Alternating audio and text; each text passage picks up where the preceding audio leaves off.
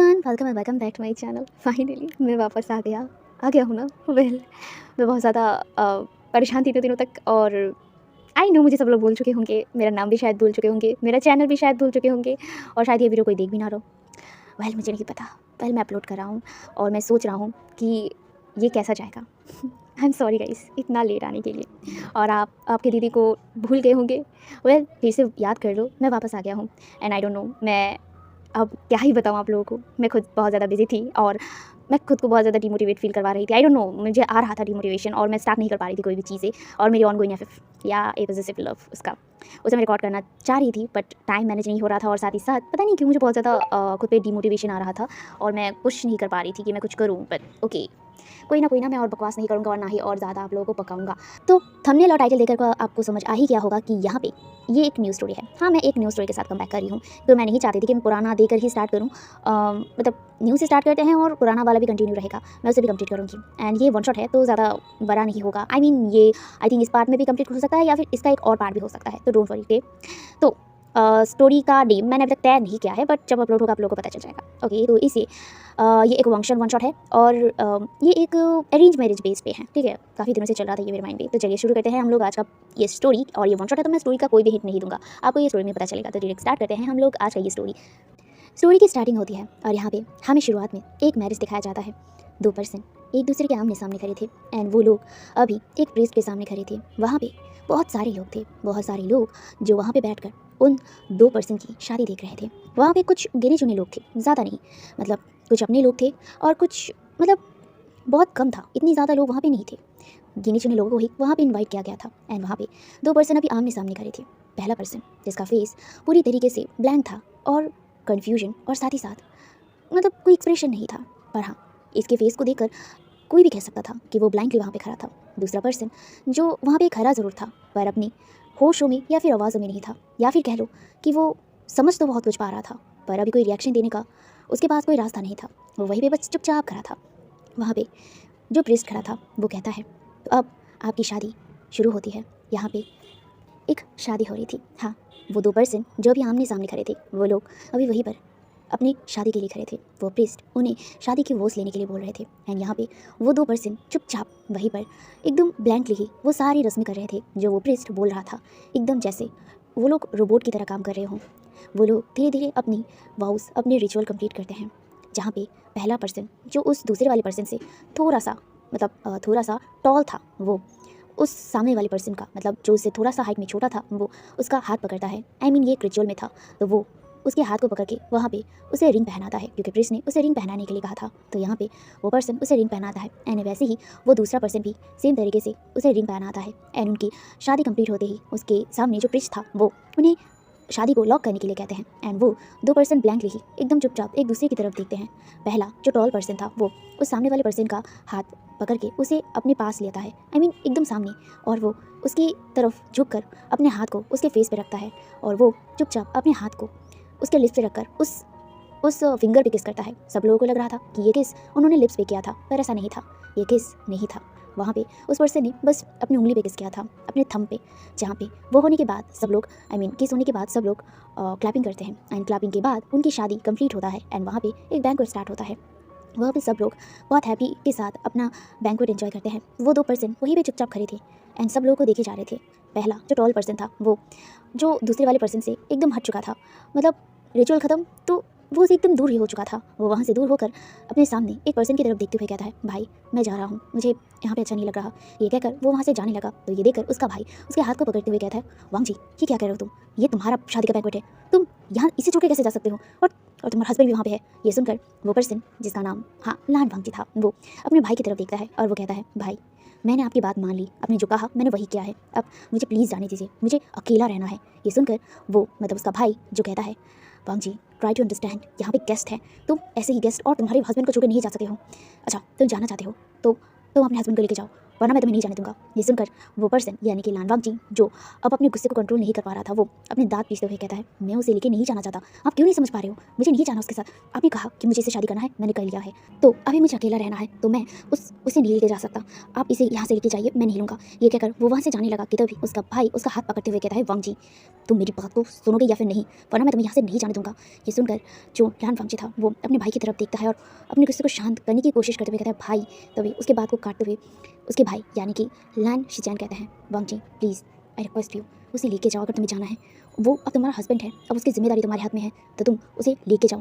ये कहकर वो उसकी तरफ देखा और उसके हाथ को टाइटली पकड़ लिया। लानवांग जी बस अपनी आंखों को बंद कर लिया और दांत ही पीसता रहा, लेकिन वो अपने भाई की बात को मानते हुए कहता है, ठीक है, पर वो मेरे साथ नहीं बैठेगा, वो पीछे बैठेगा। ये सुनकर जो मतलब लान शिचैन था, लान शिचैन एक रिलीफ भरी ब्रीथ लेते हुए कहता है, ठीक है। ये कहकर वो उस पर्सन की तरफ देखता है जो अभी भी उसी स्टेज पे खड़ा हुआ था, वहीं पर एकदम ब्लैंकली, जहाँ पे जो पर्सन था आई मीन लान शिचैन, वो तुरंत ही वांग जी को लेकर वहाँ पे जाता है। वांग जी वहाँ से हिलना नहीं चाहता था, लेकिन वांग जी को उसका भाई खींच कर वहाँ से डायरेक्ट उसके पास लेके आते हैं एंड वो उसकी तरफ देखते हुए कहता है, वी इधर आओ यहाँ पे। ये सुनकर वो पर्सन, हाँ, जो जिसका नाम वीन था, वो सामने आता है और वो कहता है, क्या हुआ? जहाँ पे जो उसका भाई यानी कि लैन वांग जी की भाई लान शिचैन कहता है, तुम उसके साथ चले जाओ, हम बैंकुट संभाल लेंगे, तुम अभी टायर्ड हो ना। ये कहकर वो उसके हाथ को पकड़ता है और वो उसके हाथ को डायरेक्ट वांग जी के हाथ में देते हुए एक जेंटल सा स्माइल करते हुए कहता है, तो टेक केयर योरसेल्फ, अब तुम दोनों अपने मेंशन जाओ, ठीक है। ये कहकर वो विंग के सिर पे हाथ फेरते हुए कहता है, और हाँ, कुछ भी ज़रूरत हो तुम अब से अपने हस्बैंड से कहना, ठीक है। ये कहकर वो अपने भाई की तरफ देखता है और शार्पली उसकी तरफ घूरता है। ये देखकर जो लान वांग जी था वो अपने सिर को दूसरी तरफ कर लेता है और वो अपना हाथ जो छुड़ाने की पहले कोशिश कर रहा था, लेकिन वो अब स्ट्रगल नहीं करता, वो भी उस पर्सन का हाथ पकड़ लेता है जिसे वो देखना भी नहीं चाहता था। वेल, यहाँ पे जो लान शिचैन था, लान शिचैन उन दोनों को वहाँ से जाने के लिए कहते हैं, जहाँ पे लान वांग जी जो ये सुनने के बाद ही डायरेक्ट उस पर्सन का आई मीन विंग का हाथ पकड़ते हुए उसे लेकर वहाँ से लगभग खींचते हुए ही उसे लेकर चले जाते हैं। जहाँ पे जो लान शिचैन था, लान शिचैन पीछे से अपने भाई को बस जाते हुए देख रहे थे। उन्होंने बस अपने सिर को ना में हिलाया और वो तुरंत ही उन सारे गेस्ट को संभालने लगे जो उनसे बात करने आने लगे थे। दूसरी तरफ लान वांग जी जो लगभग विंग को खींचते हुए ही एक कार के सामने लेके आ गया और वो कार के सामने आकर ही उसे वहीं पर खड़ा कर दिया और वो उसकी तरफ बिना देखे ही डायरेक्ट कार के अंदर चला गया। विंग बस अपने सामने अपने हस्बैंड को देखता ही रह गया। वो कुछ कह नहीं पा रहा था, या फिर कुछ कहे, वो क्या कहे उसे खुद ही समझ नहीं आ रहा था। वो चुपचाप बस लान वांग जी को उस कार के अंदर जाते हुए देखा, जहाँ पे लान वांग जी कार में जाते ही अपने कोल्ड टोन में कहता है, अब कार में बैठो कभी या फिर मैं तुम्हें यहीं पे छोड़ के चला जाऊँ। ये सुनकर विंग अपने होश में आया और वो तुरंत ही कार में बैक सीट पे बैठ गया, जहाँ पे लान वांग जी ने सामने ड्राइवर के साथ बैठा हुआ था एंड पीछे बैक सीट में विंग बैठा था, जहाँ पे ड्राइवर कार को स्टार्ट करता है एंड डायरेक्ट वहाँ से कार चलने लगता है। तकरीबन कुछ देर में ही वो लोग एक जगह पे आके रुकते हैं, जहाँ पे कार रुकते ही लान वांग जी बिना कुछ कहे बस कार के डोर को ओपन किया और डायरेक्ट वहाँ से बिना मुड़े वो बस चला गया और विंग बस शॉकिंगली कार पे ही बैठा रहेगा। वो कार पे बैठकर बस अभी अपने हस्बैंड को जाते हुए देख रहा था। कुछ देर बाद वो अपने होश में आता है जब ड्राइवर उसे पुकारता है, सर। ये सुनकर विंग अपने होश में आया और उसके बाद वो भी कार से निकल गया। वो निकल कर डायरेक्ट उसी तरफ जाने लगा जिस तरफ से उसका हस्बैंड गया था। वो एक बड़े से महल के आई मीन मैंशन के सामने खड़ा था। ये महल आई मीन मैंशन बहुत बड़ा था और ये बहुत सुंदर भी था, बट बहुत क्वाइट था, बहुत साइलेंट था। विंग धीरे से उस मैंशन के अंदर आता है तो वहाँ पे कुछ गार्ड थे, आई मीन कुछ मीट थे और साथ ही साथ कुछ गार्ड जो उन्हें ग्रीट करते हैं। विंग भी अपने सिर को सिर्फ नोट किया और उसके बाद वो इस मैंशन को देखने लगा। वो पहली बार इस जगह पे आया है, इससे पहले वो कभी भी यहाँ पे नहीं आया था और आता भी कैसे, वो आना चाहता ही नहीं था। वेल, वो अपने माइंड को आई मीन अपने हेड को शेक करता है और उसके बाद वो एक मेट की तरफ देखता है। वो मेट तुरंत इसके सामने आकर बुक करती है, जहाँ पे विंग अपने लूट रूम में कहता है, मेरा कमरा कहाँ है। ये सुनकर वो मेट जो उन्हें यानी कि विंग को उसका रूम दिखाता है, यहाँ पे मेट उसका और उसके मालिक का यानी कि लान वांग जी का रूम दिखाता है, जहाँ पे विंग जो उस रूम के सामने खड़ा था वो कुछ देर तक उस रूम को देखता है। मेट वहाँ से चली गई थी उसे रूम दिखाकर। विंग कुछ देर तक उसी जगह पे खड़ा रहता है। उसके बाद वो रूम का डोर ओपन करता है एंड वो उस रूम के अंदर आता है। ये रूम काफ़ी बड़ा था, बहुत बड़ा। साथ ही साथ वहाँ पे मिडिल में एक बेड था, मतलब बहुत बड़ा बेड था, मास्टर बेड। वहाँ पे बहुत सारी चीज़ें तो नहीं, पर हाँ बहुत एक्सपेंसिव चीज़ें थी। विंग बस उस रूम को कुछ देर तक उसी दरवाजे के सामने खड़े होकर देखता रहता है और उसके बाद वो उस रूम के अंदर जाते ही डायरेक्ट अपनी उस वाइट कलर के कोट को ओपन करता है। वो एक वाइट कलर का 3 पीस सूट पहना हुआ था, तो वो उसे ओपन करता है और वो उसे साइड में बेड के साइड में रख देता है। वो वहीं पर उस बेड पे बैठ जाता है। वो एक गहरी से ब्रीथ लेता है और वो सोचने लगता है कि जस्ट अभी हुआ क्या है। अब उसके पॉइंट ऑफ व्यू से स्टोरी को समझते हैं। विंग जो अभी 24 ईयर का है, मतलब वो अभी 24 साल का है एंड वो एक बिजनेसमैन है। हाँ, बिजनेसमैन। बेसिकली उसने अपनी स्टडीज़ कंप्लीट कर लिया था और साथ ही साथ वो अपनी कंपनी यानी कि वी कंपनी को चलाता है एंड उसका फादर वी चांग से एंड उसका मदर कांग से सेंट्रल। बेसिकली उसकी मदर की डेथ बहुत पहले हो गई थी। उसका फादर ही है वी चांग से, जो उसका एक लौता ही रिलेटिव है और अपना है। इसके अलावा उसके फैमिली में और कोई नहीं था, उसके कोई भाई भी नहीं थी, यानी कि कोई सिबलिंग्स नहीं थे। वो और उसका मतलब फादर ही अभी इस दुनिया में है अपनी मतलब एक दूसरे के लिए। विंग जब से मेच्योर हुआ है तब से ही अपनी स्टडीज़ कंप्लीट करने के बाद अपने फादर का बिजनेस में हेल्प करता है। वो बिजनेस बहुत अच्छे से सीख गया था। शुरुआत में उसे बहुत प्रॉब्लम हुआ था, लेकिन धीरे धीरे अपने फादर की तकलीफ को देखकर वो भी अपने फादर को हर टाइम हेल्प करता था एंड कब ऐसे ही वो बिजनेस में माहिर हो गया उसे खुद भी नहीं पता चला। अब वो अपनी कंपनी का CEO था और साथ ही साथ बहुत ही स्वीट एंड सॉफ्ट हार्टेड था।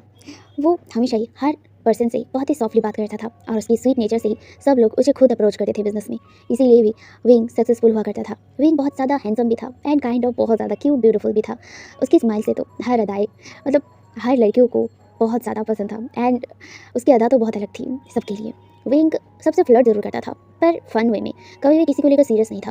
वो कभी भी रिलेशनशिप में नहीं गया था, इनफैक्ट वो जाना नहीं चाहता था क्योंकि वो अपने फादर का ख्याल रखना चाहता था, क्योंकि वो अपने फादर का एक लौता बेटा था और वो अपने फादर को लेकर भी हमेशा टेंशन में रहता था क्योंकि उसके फादर की हेल्थ भी बहुत ज़्यादा बिगड़ती रहती थी क्योंकि वो ओल्ड हो चुके थे। इसीलिए वो हमेशा ही मतलब कभी ना कभी अपनी तबीयत खराब कर लेते थे ओवर वर्क करके, जो चीज़ वो अपने ऊपर लेना चाहता था और अपने फादर को रेस्ट देना चाहता था। तो इसीलिए वो हमेशा ऑल द टाइम वर्क करता था, तो उसे रिलेशनशिप का टाइम ही नहीं मिला। पर हाँ, वो बहुत फ्लर्ट करता था अपने एम्प्लॉय से भी, और अपने एम्प्लॉय से भी वो बहुत ज़्यादा अच्छे से बात करता था, लाइक बॉस की तरह नहीं, बहुत स्वीट एंड बहुत ज़्यादा सॉफ्ट नेचर से। एंड इसीलिए ही उसके सारे जो ऑफिस वर्कर्स हैं वो सभी लोग उसे बहुत पसंद करते हैं। एज ए CEO भी उसे मानते भी हैं एंड उसी की तरह ही वो लोग हार्ड वर्क करते हैं।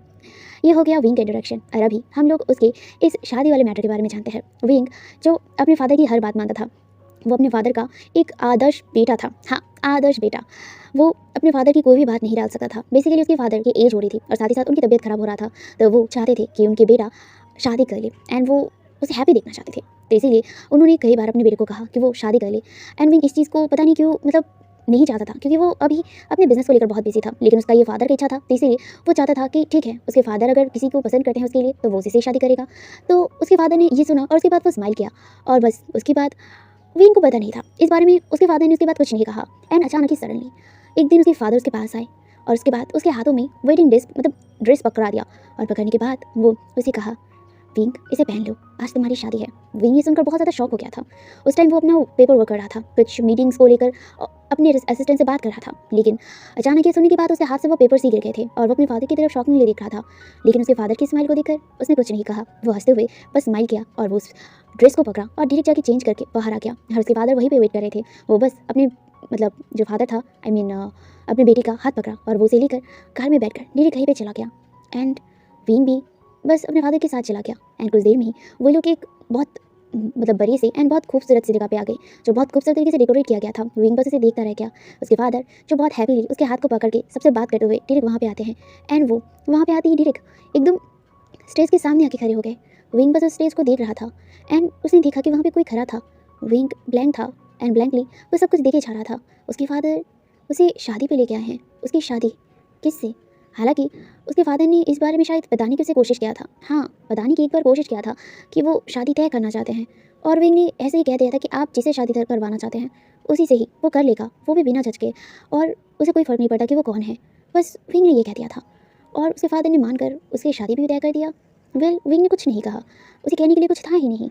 वो ब्लैंक था क्योंकि वो समझ ही नहीं पा रहा था कि एग्जैक्टली हो क्या रहा है। हाँ, वो ये समझ गया था कि आज उसकी शादी हो रही है। किससे हो रही है ये उसे नहीं पता, किस वजह से हो रहा है ये भी नहीं पता। बस हाँ, ये पता है कि उसके फादर ये चाहते हैं, बस इसके अलावा कुछ नहीं। उसके फादर उसे वहाँ पे उस स्टेज पे खड़ा किया और उसके बाद उसकी शादी हो गई। विंग उस टाइम जस्ट ब्लैंक था, कुछ भी नहीं समझा ना, कुछ समझने के लिए उसके पास कुछ था। वो ब्लैंकली बस शादी कर लिया और उसके बाद बात किस पर आई, मतलब उन दोनों को किस करना होगा। विंग इससे थोड़ा सा नर्वस हो गया था और बहुत ज़्यादा फ्लिंच कर उठा था। वो समझ नहीं पा रहा था कि वो क्या करे, लेकिन इससे पहले वो कुछ समझ था। उसके सामने वाला पर्सन उसे अपनी तरफ खींचा और उसके बाद वो उसके फेस में हाथ रखा और वो उसे उसके लिप्स पे नहीं, उसने बस उसकी खुद की ही थंब पे किस किया। उसने उसका हाथ उसके लिप्स पे रखा और उसी पर ही उसने किस किया। विंग से बहुत ज़्यादा शॉक हो गया था। मतलब शादी करने के बाद किस तो करना पड़ता है शादी को लॉक करने के लिए, पर इसने क्यों नहीं किया। विंग को पता नहीं क्यों ये डिसअपॉइंटिंग तो लगा, पर उसने कुछ नहीं कहा क्योंकि वो भी थोड़ा सा अनकम्फर्टेबल था, क्योंकि ऑब्वियसली वो पर्सन मतलब उसके लिए नया पर्सन है, वो नहीं जानता उसे। उसका नाम उसे नहीं पता, ना ही उसका चेहरा उसे नहीं पता। फिर वो क्या करता? और उसके बाद उसके सामने एक पर्सन आया जिसे विंग पहचानता था। वो क्यों नहीं पहचानेगा? उसके सामने अब मिस्टर लैंड शीजन खड़े थे, लैंड कॉर्पोरेशन का जो वाइस प्रेसिडेंट था। वो उससे मिला था क्योंकि बिजनेस के दौरान वो उसे मिला था, इसीलिए वो उसे पहचानता था। लेकिन वो सामने वाले पर्सन को पहचानता नहीं था जिसके साथ उसकी शादी हुई थी, और उसका नाम भी उसे नहीं पता। वेल, विंग बस उसके सामने जो लैंड शीजन जो पोलाइटली उसके साथ बात कर रहे थे, और विंग को ये पोलाइट नेचर बहुत अच्छा लग रहा था, तो वो उससे बात किया। तो वहाँ भी उसे पता चला कि उसे अपने हस्बैंड के साथ जाना पड़ेगा। विंग ने बस अपने सिर को नोट कर दिया था, और उसके बाद लैंड शीजन ने उसका हाथ अपने हस्बैंड के हाथ में दिया। जब विंग ने अपने हस्बैंड का हाथ अपने हाथों में फील किया, उसे पता नहीं क्यों अपनी बॉडी पे कुछ अजीब सा ही फील हुआ, पर उसने इसे इग्नोर किया क्योंकि वो अभी भी बहुत ज़्यादा ब्लाइंड था। हाँ, उसे समझ आ गया था कि वो शादी किया है, उसे ये समझ आ रहा था, पर पता नहीं क्यों वो सच में बहुत ब्लाइंड था। उसे कुछ समझ ही नहीं आ रहा था कि सडनली उसकी शादी हो गई। वेल, उसे इसे कोई एतराज़ नहीं है क्योंकि उसका फादर ये चाहते हैं तो वो ये करेगा। वेल, उसके बाद उसके हस्बैंड जो उसे खींच कर वहाँ से लेके जा रहे थे, विंग लिटरली उसके साथ दौड़ ही रहा था। वो चल नहीं रहा था, वो दौड़ रहा था, और वो उसे लेकर वहाँ पे आ गया, और वो उसी कार पे ना बिठाकर वो डायरेक्ट खुद कार में बैठ गया। वो उससे रूडली बिहेव कर रहा था। विंग को ये चीज़ अच्छा नहीं लगा, पर उसने कुछ नहीं कहा। जहाँ पे वो भी कार में बैठ गया, और वो भी यहाँ पे इस जगह पे आ गया, इस मैंशन पे। विंग ये सब कुछ सोचते हुए उसी जगह पे कुछ देर तक बैठा रहा, और उसके बाद वो डायरेक्ट उठकर कवर के पास चला गया। बेसिकली उसका जो मेड उसे ये रूम पे लाया था, उसने बताया कि उसकी सारी रोप को कवर पे ठीक से रखा गया है। तो वो वहीं से अपने रोप लिया और कुछ कपड़े लेकर फिर एक वॉशरूम में चला गया क्योंकि उसे अभी नहाना है। उसका डेली का रूटीन था, तो वो उसी के अकॉर्डिंग ही काम करने लगा, जैसे कि कुछ हुआ ही ना हो, क्योंकि वो अभी इन सब चीज़ों को सोचना नहीं चाहता था। उसके पास अभी बहुत सारे वर्क थे, तो वो अपने काम को करना चाहता था। तो डायरेक्ट वो वॉशरूम चला गया। वहाँ पर जाकर वो अच्छे से नहाया और फ्रेश होकर वो डायरेक्ट कपड़े पहनकर बाहर आ गया। वो बाहर आते ही वो देखा कि अभी भी रूम खाली था। तो विंग सोचने लगा कि उसका हस्बैंड कहाँ है, क्या वो नहीं आएगा? हाँ, ये उसके हस्बैंड का और उसका रूम था, क्योंकि इसमें ने बताया कि ये उनका ही रूम है। तो विंग जो अपने हस्बैंड का इंतज़ार कर रहा था, आज तो उन दोनों का वेडिंग नाइट है। ऐसा नहीं था कि वो बहुत ज़्यादा ईगर है वेडिंग नाइट के लिए। बात ये है कि वो दोनों एक दूसरे के साथ अब एक ही कमरे पर रहेंगे, और विंग अभी इस वेडिंग नाइट के लिए तैयार नहीं है, और उसे भी पता है, उसे लग रहा है कि शायद उसका हस्बैंड भी तैयार नहीं है, क्योंकि उस तरह की बर्ताव से उसे समझ आ गया है कि उसके हस्बैंड भी शायद इस चीज़ पे इंटरेस्टेड नहीं है अभी के लिए, क्योंकि विंग एंड वांगजी अभी दोनों ही अनजान हैं एक दूसरे से। तो इसीलिए वो थोड़ी सी बातें तो कर ही सकते हैं। विंग नॉर्मली सोच रहा था, हाँ भले ही वो लोग एक दूसरे को नहीं जानते हैं, पर वो लोग जान लेंगे, एक दूसरे को समझेंगे। शायद उसका हस्बैंड इस शादी के लिए अभी तैयार नहीं था। नॉर्मल सी बात होगी ना कि दोनों एक दूसरे से अनजान हैं, तो एक अनजान पर्सन से शादी करना कोई मामूली बात नहीं है। तो शायद उसका हस्बैंड भी शायद इससे थोड़ा सा अनकंफर्टेबल है, पर हाँ, वो समझ जाएगा। धीरे धीरे उन दोनों में बातें भी आगे होंगी। विंग यही नॉर्मली सोच रहा था। वो यही सब कुछ सोचकर वो बेड पर आकर बैठ गया, और वो अपनी चीज़ों में उसका लैपटॉप था, तो वो अपना लैपटॉप लिया और वो उसे ओपन करके उस पर अपना काम करने लगा, अपना वर्क। वो कुछ मेल्स चेक कर रहा था, और वो साथ ही साथ अपना फ़ोन भी लेकर अपने असिस्टेंट से बात भी कर रहा था, एंड वो उसे बोल रहा था कि इन सारी चीज़ों को कंप्लीट करने के लिए, एंड वो ऐसे बात कर ही रहा था। वो तकरीबन आधे घंटे तक तो ऐसे ही काम ही कर रहा था। कुछ देर में ही उस रूम का डोर ओपन हुआ था, लेकिन विंग अपने काम पे बिजी था, इसीलिए वो उस रूम ओपन होने का आवाज़ नहीं सुन पाया। तो वो चुपचाप अपना काम ही कर रहा था, जहाँ पे कुछ देर में ही उसे फील होता है कि कोई पर्सन उसे घूर रहा है। कोई आके उसे जैसे बहुत ही शार्पली घूर रहा हो, उसे ये फील हो रहा था। विंग धीरे धीरे तो अपना काम कर रहा था, लेकिन जब उसकी उसको फील होता है कि कुछ ज़्यादा ही घूरा जा रहा है, तो वो इस बार अपनी आंखों को ऊपर करके लैपटॉप से अपनी नज़रें हटाकर उस तरफ देखता है जिस तरफ से उसे ग्लेयर महसूस हो रहा था। तो वो उस पर्सन को देखकर तो एकदम डर ही गया था। उसके हाथ से उसका फ़ोन गिर गया था, और वो तुरंत ही अपने दिल पे हाथ रख दिया था। वो गहरी गहरी ब्रीथ लेते हुए अभी अपने सामने के पर्सन को देख रहा था, जो लिटरली अपनी गुस्से भरी नज़रों से उसे देख रहा था। ये देखकर वो डर गया, और वो डरते हुए अपने दिल को अपने दिल पे हाथ रखते हुए कहता है, आपने तो मुझे डरा दिया। ये कहकर वो गहरी गहरी ब्रीथ लेने लगा था। वो सच में बहुत ज़्यादा डर चुका था, बहुत ज़्यादा। वो तुरंत ही वहीं पर एक वाटर का बॉटल था, वो उसे उठाकर है और डायरेक्ट वो वहाँ से पानी पीने लगा, जहाँ पे ये देखकर जो लान वांगजी था, लान वांगजी उसकी तरफ घूरता है। हाँ, सामने वाला पर्सन ऑब्वियसली लान वांगजी था, जो उसे घूरे जा रहा था, वो भी बहुत ज़्यादा गुस्से में, जहाँ पे वो पर्सन यानी कि लान वांगजी उसकी तरफ घूरते हुए कहता है, गेट आउट। ये सुनकर विंग कन्फ्यूजनली और ब्लिंक करते हुए उसकी तरफ देखा। उसे सच में कुछ भी समझ नहीं आया था। वो सच में बहुत ज़्यादा कन्फ्यूज था। वो कन्फ्यूजन के साथ उसकी तरफ देख रहा था कि तभी लानवांगजी फिर से अपने तेज़ आवाज़ में कहता है, get out of the my room. ये वो बहुत ही चिल्ला कर कहा था।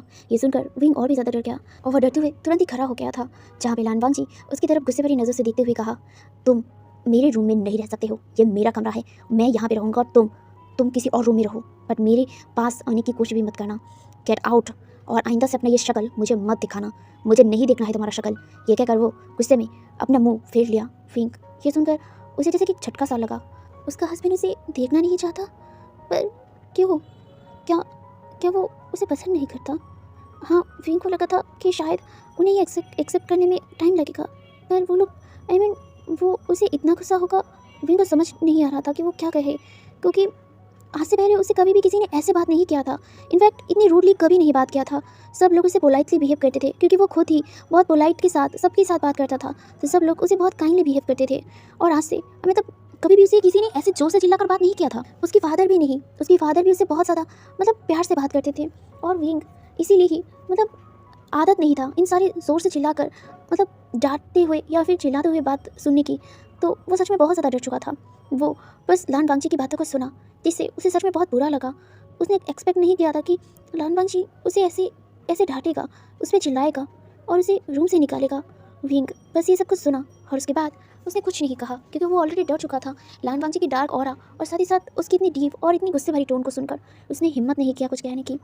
वो चुपचाप बस अपने लैपटॉप और अपने फ़ोन को लिया और बिना कुछ कहे बस रूम का डोर ओपन किया और वो वहाँ से बाहर निकल गया। लेकिन उसे ये भी ख्याल नहीं था कि कब उसकी आंखों से आंसू निकल गए थे, क्योंकि वो आदत नहीं था उसे इतनी ज़ोर से चिल्लाने की आवाज़ सुनना। उसे आदत नहीं था इतनी रूड टोन का या फिर इतनी रूड बिहेवियर का। विंग बस चुपचाप निकल गया। वो निकलते ही वो नीचे चला गया। वो नीचे आते ही वो देखा कि वहाँ पे ऑलरेडी एक मेट खड़ा था। शायद उसने सुन लिया था, क्योंकि लानवांगजी ने जितनी ज़ोर से चिल्लाया था, शायद बाहर उन मेट ने सुन लिया होगा और शायद इसीलिए ही वो मेट वहीं पे खड़ा हुआ था, वो भी बहुत ही ज़्यादा उदास चेहरे के साथ। विंग ने कुछ नहीं कहा, बस वो अपनी आंखों के आंसू को पोंछा और वो सामने वाले मेट की तरफ देखते हुए कहता है, क्या मुझे कोई और रूम मिल सकता है? ये सुनकर वो मेट बस उसकी तरफ देखा और उसके बाद वो कुछ नहीं कहा। वो बस अपने सिर को नोट किया और वो उसे लेकर एक और रूम के पास आया और वो लो टोन में कहा, सर ये आपके लिए है। ये कहकर वो बस विंग की तरफ देखा। विंग ने बस अपने सिर को नोट किया और वो उस रूम का डोर ओपन किया एंड वहाँ पे वो बिना कुछ कहे चला गया। वो मेट बस विंग को जाते हुए देखा और बस अपने सिर को शेक किया और वो भी वहाँ से चली गई। विंग अंदर आने के बाद वो उन लैपटॉप और फ़ोन को रख दिया। अब उसे कोई काम करने का मन नहीं कर रहा था, पता नहीं क्यों। उसे बस अपने आँखों में आंसू ही फील हो रहे थे। वो रो क्यों रहा है उसे खुद भी नहीं पता। वो सच में बहुत हर्ट फील किया होगा, इसीलिए वो रो रहा है। विंग अपने आंखों के आंसू को पोंछता है और अपने आप को शांत करने की कोशिश करता है। वो अपना फ़ोन लेता है और वो डायरेक्ट अपने फादर को फ़ोन करता है। कुछ देर में ही उसके फादर ने फ़ोन पिक कर लिया था एंड उसके फादर उसे कहते हैं, विंग क्या तुम बैंकर छोड़ के चले गए हो? मुझे मिले क्यों नहीं? एक बार मिल के फिर चले जाते। खैर कोई बात नहीं, हम लोग मिलेंगे। मैं कल तुमसे मिलने आऊँगा, ठीक है बेटा? और हाँ, अपने हस्बैंड के साथ अच्छे से रहना। मैं नहीं चाहता कि तुम अनहैप्पी रहो एंड तुम्हारा हस्बैंड बहुत अच्छे से ख्याल रखेगा, चिंता मत करो। वो बहुत स्वीट गाय है, मैंने उसके बारे में पूछ कर ही तुमसे शादी करवाया है। वो मेरे दोस्त का बेटा है एंड वो तुम्हें बहुत अच्छे से खुश रखेगा। मैं 100% श्योर हूँ मेरा बेटा हमेशा खुश रहेगा। मैं यही तो चाहता हूँ, जाने से पहले बस तुम्हें खुश देख के जाना चाहता हूँ, यही मेरी आखिरी विश है। ये वो बोलते हुए बहुत इमोशनल भी और साथ ही साथ बहुत हैप्पी हो रहे थे। विंग ये सुनकर वो कुछ नहीं कहा। वो बस अपनी टोन और अपनी रोने को कंट्रोल कर रहा था, क्योंकि अभी अभी जो बर्ताव उसके हस्बैंड ने किया, क्या वो उसे खुश रखेगा? पर वो ये एहसास अपने फादर को नहीं होने दे सकता था, क्योंकि वो फ़ोन पे अपने फादर की हैप्पीनेस फील कर सकता था, तो वो अपने फादर की हैप्पीनेस को ऐसे बर्बाद नहीं कर सकता था। इसीलिए वो अपने रोने को कंट्रोल कर लिया था, जहाँ पे अपनी बेटी की आवाज़ ना सुनने की वजह से उसका फादर वो कहता है, विंग हेलो, क्या हुआ? बात क्यों नहीं कर रहे हो? हाँ, तुम ठीक तो हो ना? सब कुछ ठीक है? ये वो लगातार पूछ रहे थे। ये देखकर विंग अपने आप को शांत करते हुए एकदम लो टोन में कहता है, हाँ फादर मैं ठीक हूँ, और हाँ आपने सही कहा, मैं हैप्पी रहूँगा, आप चिंता मत कीजिए, और हाँ कल मुझे ज़रूर मिलिएगा, मैं आपको बहुत मिस कर रहा हूँ डैड। ये वो कह रहा था। ये सुनकर फाइनली जाके उसके फादर ने स्माइल किया और वो कहा, हाँ ज़रूर माय सन, मैं ज़रूर मिलने आऊँगा। अभी तुम फ़ोन रखो और अपने हस्बैंड के साथ टाइम स्पेंड करो, ठीक है? Love you my son, bye. ये कहकर वो फ़ोन को कट कर दिया। विंग बस अपने फ़ोन को देखा, उसकी आंखों से फिर से आंसू निकल गए थे, पर वो अपने आंखों के आंसू को पोंछा और वो स्माइल करते हुए कहता है, हाँ मेरे फादर ने ठीक कहा, मैं हैप्पी रहूँगा, वो मेरे साथ हैप्पी रहेगा, हम दोनों हैप्पी रहेंगे, मुझे हैप्पी रहना होगा, मैं रखूँगा अपने फादर के लिए रहूँगा। और क्या हुआ तो वो मुझे डांटा तो, पर समय के साथ सब कुछ ठीक हो जाएगा। हाँ, समय के साथ सब कुछ ठीक हो जाएगा। वो मुझे एक्सेप्ट कर लेगा। वो बस अभी के लिए कंफ्यूज है, इसीलिए उसने मुझे डांटा। हाँ, मैं हैप्पी रहूँगा उसके साथ, है ना, मैं हैप्पी रहूँगा। ये वो खुद को बोल रहा था और खुद को ही ये समझाया जा रहा था कि वो सब कुछ ठीक हो जाएगा और उसका हस्बैंड भी उसे मान लेगा। शायद उन्हें समय की ज़रूरत है। विंग ये सब कुछ सोचकर अब फिर से नहीं रोता। वो अपने आप को चीयर करता है और वो फिर से अपने काम पे लग गया, क्योंकि उसे अपना काम भी तो करना है। वो कुछ देर तक तो अपना काम किया और उसके बाद उसे नींद आ गया था, तो वो चुपचाप वहीं पर लेट कर सो चुका था। वहीं पर एक तकिए को हक करके विंग गहरी नींद में चला गया था। सीन यहाँ से शिफ्ट हुआ और हमें दूसरी तरफ लान वांगची के रूम पे दिखाया गया। लान वांगची जो अभी बस अपने बेड पर बैठा हुआ था, वो बहुत ज़्यादा गुस्से में था। वो अपने आप को शांत कर रहा था, हर गुस्से को शांत किया जा रहा था। वो अभी अपने लैपटॉप के सामने था एंड वो लैपटॉप पे कुछ काम किया जा रहा था या फिर करने की कोशिश कर रहा था, लेकिन उसका काम में मन ही नहीं था।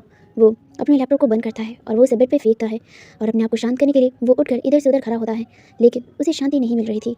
वो फ्रस्ट्रेटेड होते हुए कहता है, ओह मुझे गुस्सा क्यों आ रहा है, मैं अपने आप को शांत क्यों नहीं कर पा रहा हूँ। ओ गॉड, अब ये पनौती मेरे पीछे लग गया है, मैं अब क्या करूँ। ये कहकर वो दीवार पे एक पंच मारता है। वो अपने आप को शांत नहीं कर पा रहा था और वो वहीं पर बस अपने सिर को पकड़ के अपने बालों को खींचते हुए सोच रहा था कि क्या से उसका लाइफ कहाँ तक आ गया। अब उसके फ्लैशबैक के थ्रू जान लेते हैं कि वो इस शादी तक कैसे पहुंचा और साथ ही साथ उसके बारे में जान लेते हैं। लान वांगची लैंड कॉर्पोरेशन का CEO है। हाँ, CEO लान वांगची अभी 32 ईयर ओल्ड है। वो इस लैंड कॉर्पोरेशन का CEO है। वो बहुत ही ज़्यादा स्ट्रिक्ट पर्सन था एंड बहुत ही ज़्यादा कोल्ड हार्टेड था।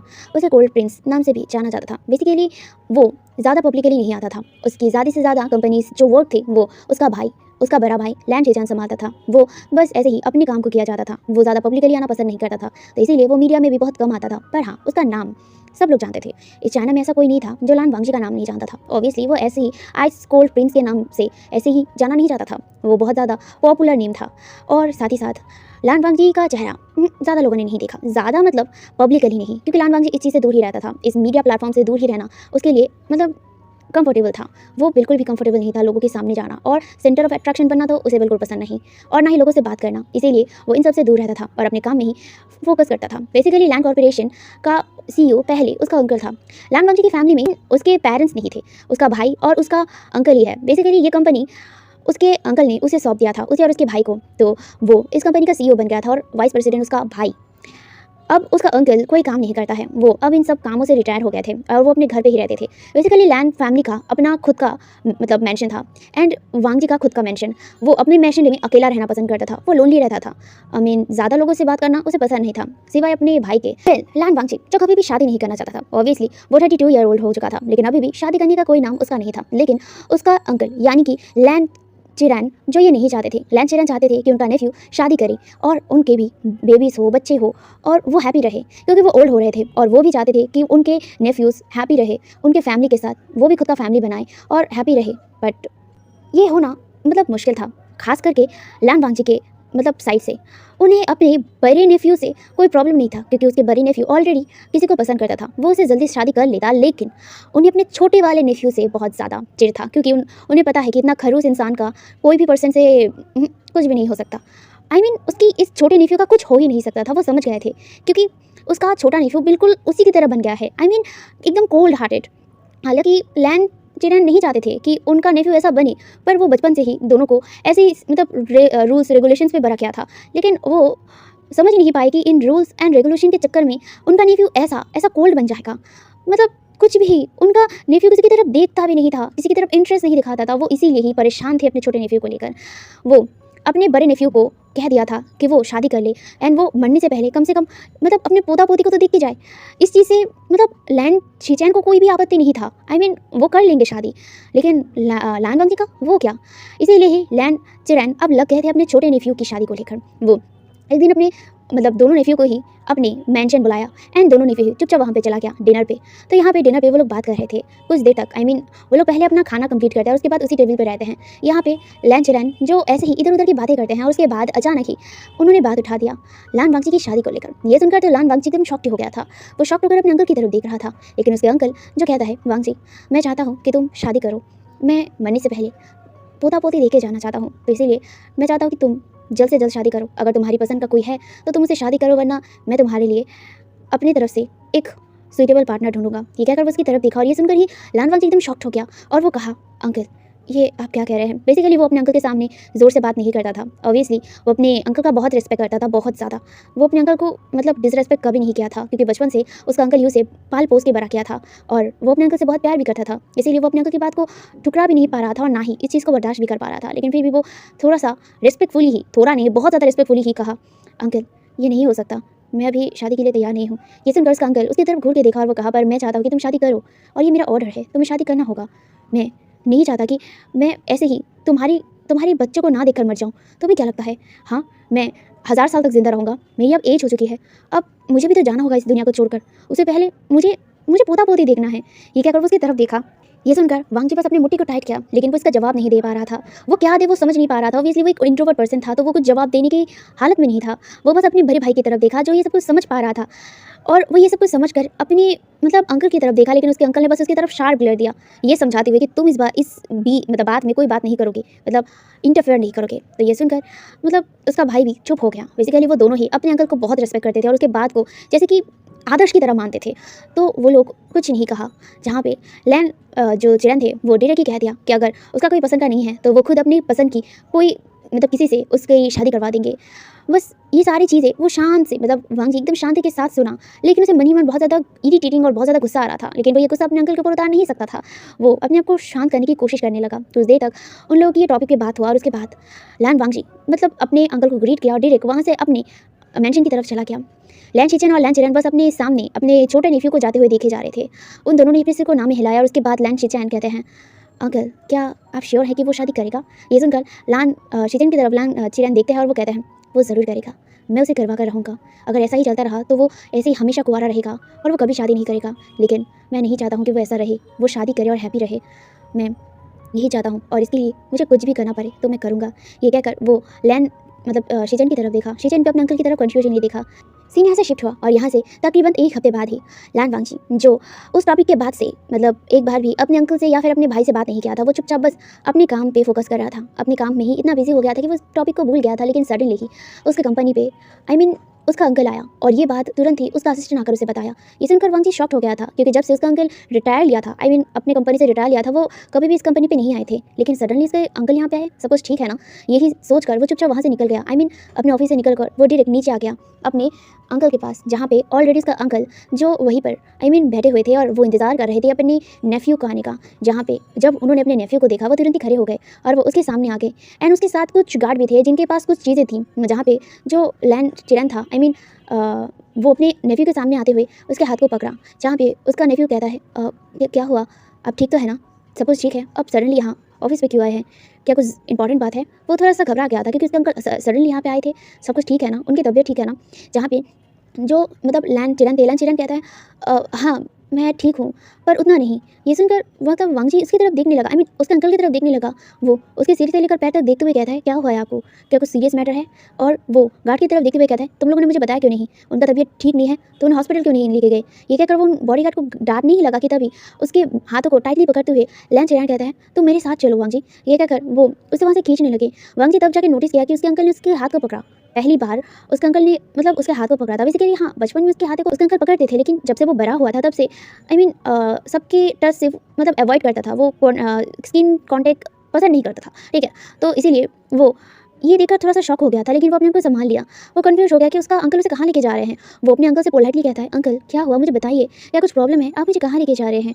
वो ये सब कुछ एकदम शांत से अपने एकदम एक्सप्रेशनलेस फेस और साथ ही साथ एकदम पोलाइटली पूछ रहा था। जहाँ पे उसके अंकल कहते हैं, "मुझे तुम्हें कहीं पे लेके जाना है।" ये कहकर वो उसे लेकर ऑफिस से बाहर आया और वो एक कार को मतलब वहाँ पे ऑलरेडी कार था, तो लैन चिरन वांगजी को डायरेक्ट उसी कार पे लेके गए और वो उसे चुपचाप कार के अंदर घुसा दिया। लैन वांगजी भी चुपचाप वहाँ पे बैठ गया, लेकिन वो मतलब बार-बार पूछे जा रहा था कि क्या हुआ है, वो लोग कहाँ जा रहे हैं। लेकिन मतलब लैन चिरन ने कुछ जवाब नहीं दिया। वो बस उसे बोला कि शांत होकर बैठो, बस यही सुना वांगजी ने और वो चुपचाप शांत होकर बैठ भी गया। वो ज़्यादा बातें नहीं करता था, इसीलिए वो ज़्यादा उसे पूछा नहीं, वो चुपचाप वहीं पे बैठ गया। लेकिन वो कन्फ्यूज़ हो गया था कि अचानक उसके अंकल यहाँ पे आए क्यों थे और उसे कहाँ पे लेके जा रहे हैं। जहाँ पे उसके अंकल उसे लेकर वहाँ से डायरेक्ट एक जगह पे आ गए और वो जगह बहुत ज़्यादा डेकोरेटेड था। वांगजी शॉक्ड हो गया था, ये कोई पार्टी का जगह था क्या, या फिर किसी की वेडिंग पर वो लोग आए हैं? वांगजी बहुत कंफ्यूज था और वो कन्फ्यूजनली अपने अंकल की तरफ देखा जो तुरंत ही कार से निकल गए थे, और वो वांग जी को भी कार से निकाला और उसे लेकर ना वेडिंग वेन्यू के पीछे जो मेंशन था उसी के अंदर लेके गया। वांग जी बस कंफ्यूज ही रह गया था। वो मतलब अपने अंकल से पूछा कि वो लोग यहाँ क्यों आए हैं और ये किसकी शादी है? अगर किसी की शादी में जाना ही था तो उसे पहले बता देते, पर ऐसे क्यों लेके आए हैं? वो ये पूछा, लेकिन उसके बदले उसे कोई जवाब नहीं मिला। उसे डायरेक्ट एक कमरे पर लेके आ गया और वहाँ पे आकर ना वो गार्ड्स को देकर लैन चिरन कहा ये सब कुछ यहाँ पे रखो, और वो लोग मतलब जो गार्ड्स थे वो सब कुछ रखकर वहाँ से चले गए। एंड वो लोग जाने के बाद लैन चिरन जो मतलब अपने नेफ्यू की तरफ देखा और वो कहा तुम ये पहन के तैयार हो जाओ, हमें लेट हो रहा है। ये सुनकर जो वांग जी था, वांग जी इन सब चीज़ों को देखा, वो देखा कि यहाँ पे ब्लैक 3 पीस सूट्स थे और ये बहुत डिज़ाइन किए थे। वांग जी कंफ्यूज होकर अपने अंकल की तरफ देखा और वो कहा अभी, जहाँ पे जो वांग जी की तरफ देखकर लैन चिरन को सिर्फ नोट किया। वांग जी उस ड्रेस को पकड़ा और वो देखा ये तो वेडिंग ड्रेस था। देखकर ही पता चल रहा था। तो वो अपने अंकल की तरफ देखा और वो कहा अंकल ये तो वेडिंग रोब है। जहाँ पे लैन चिरन अपने सिर को नोट किया तो वांग जी कहता है पर वेडिंग रोब मैं क्यों पहनूंगा? जहाँ पे जो उसके अंकल थे वो कहता है क्योंकि आज तुम्हारी शादी है। ये सुनकर ना वांग जी की आंखें बड़ी बड़ी हो गई थी। वो एकदम शॉक्ड होकर ना अपने अंकल की तरफ देख रहा था। उसे अपनी कानों पर भरोसा ही नहीं हो रहा था कि क्या उसकी शादी।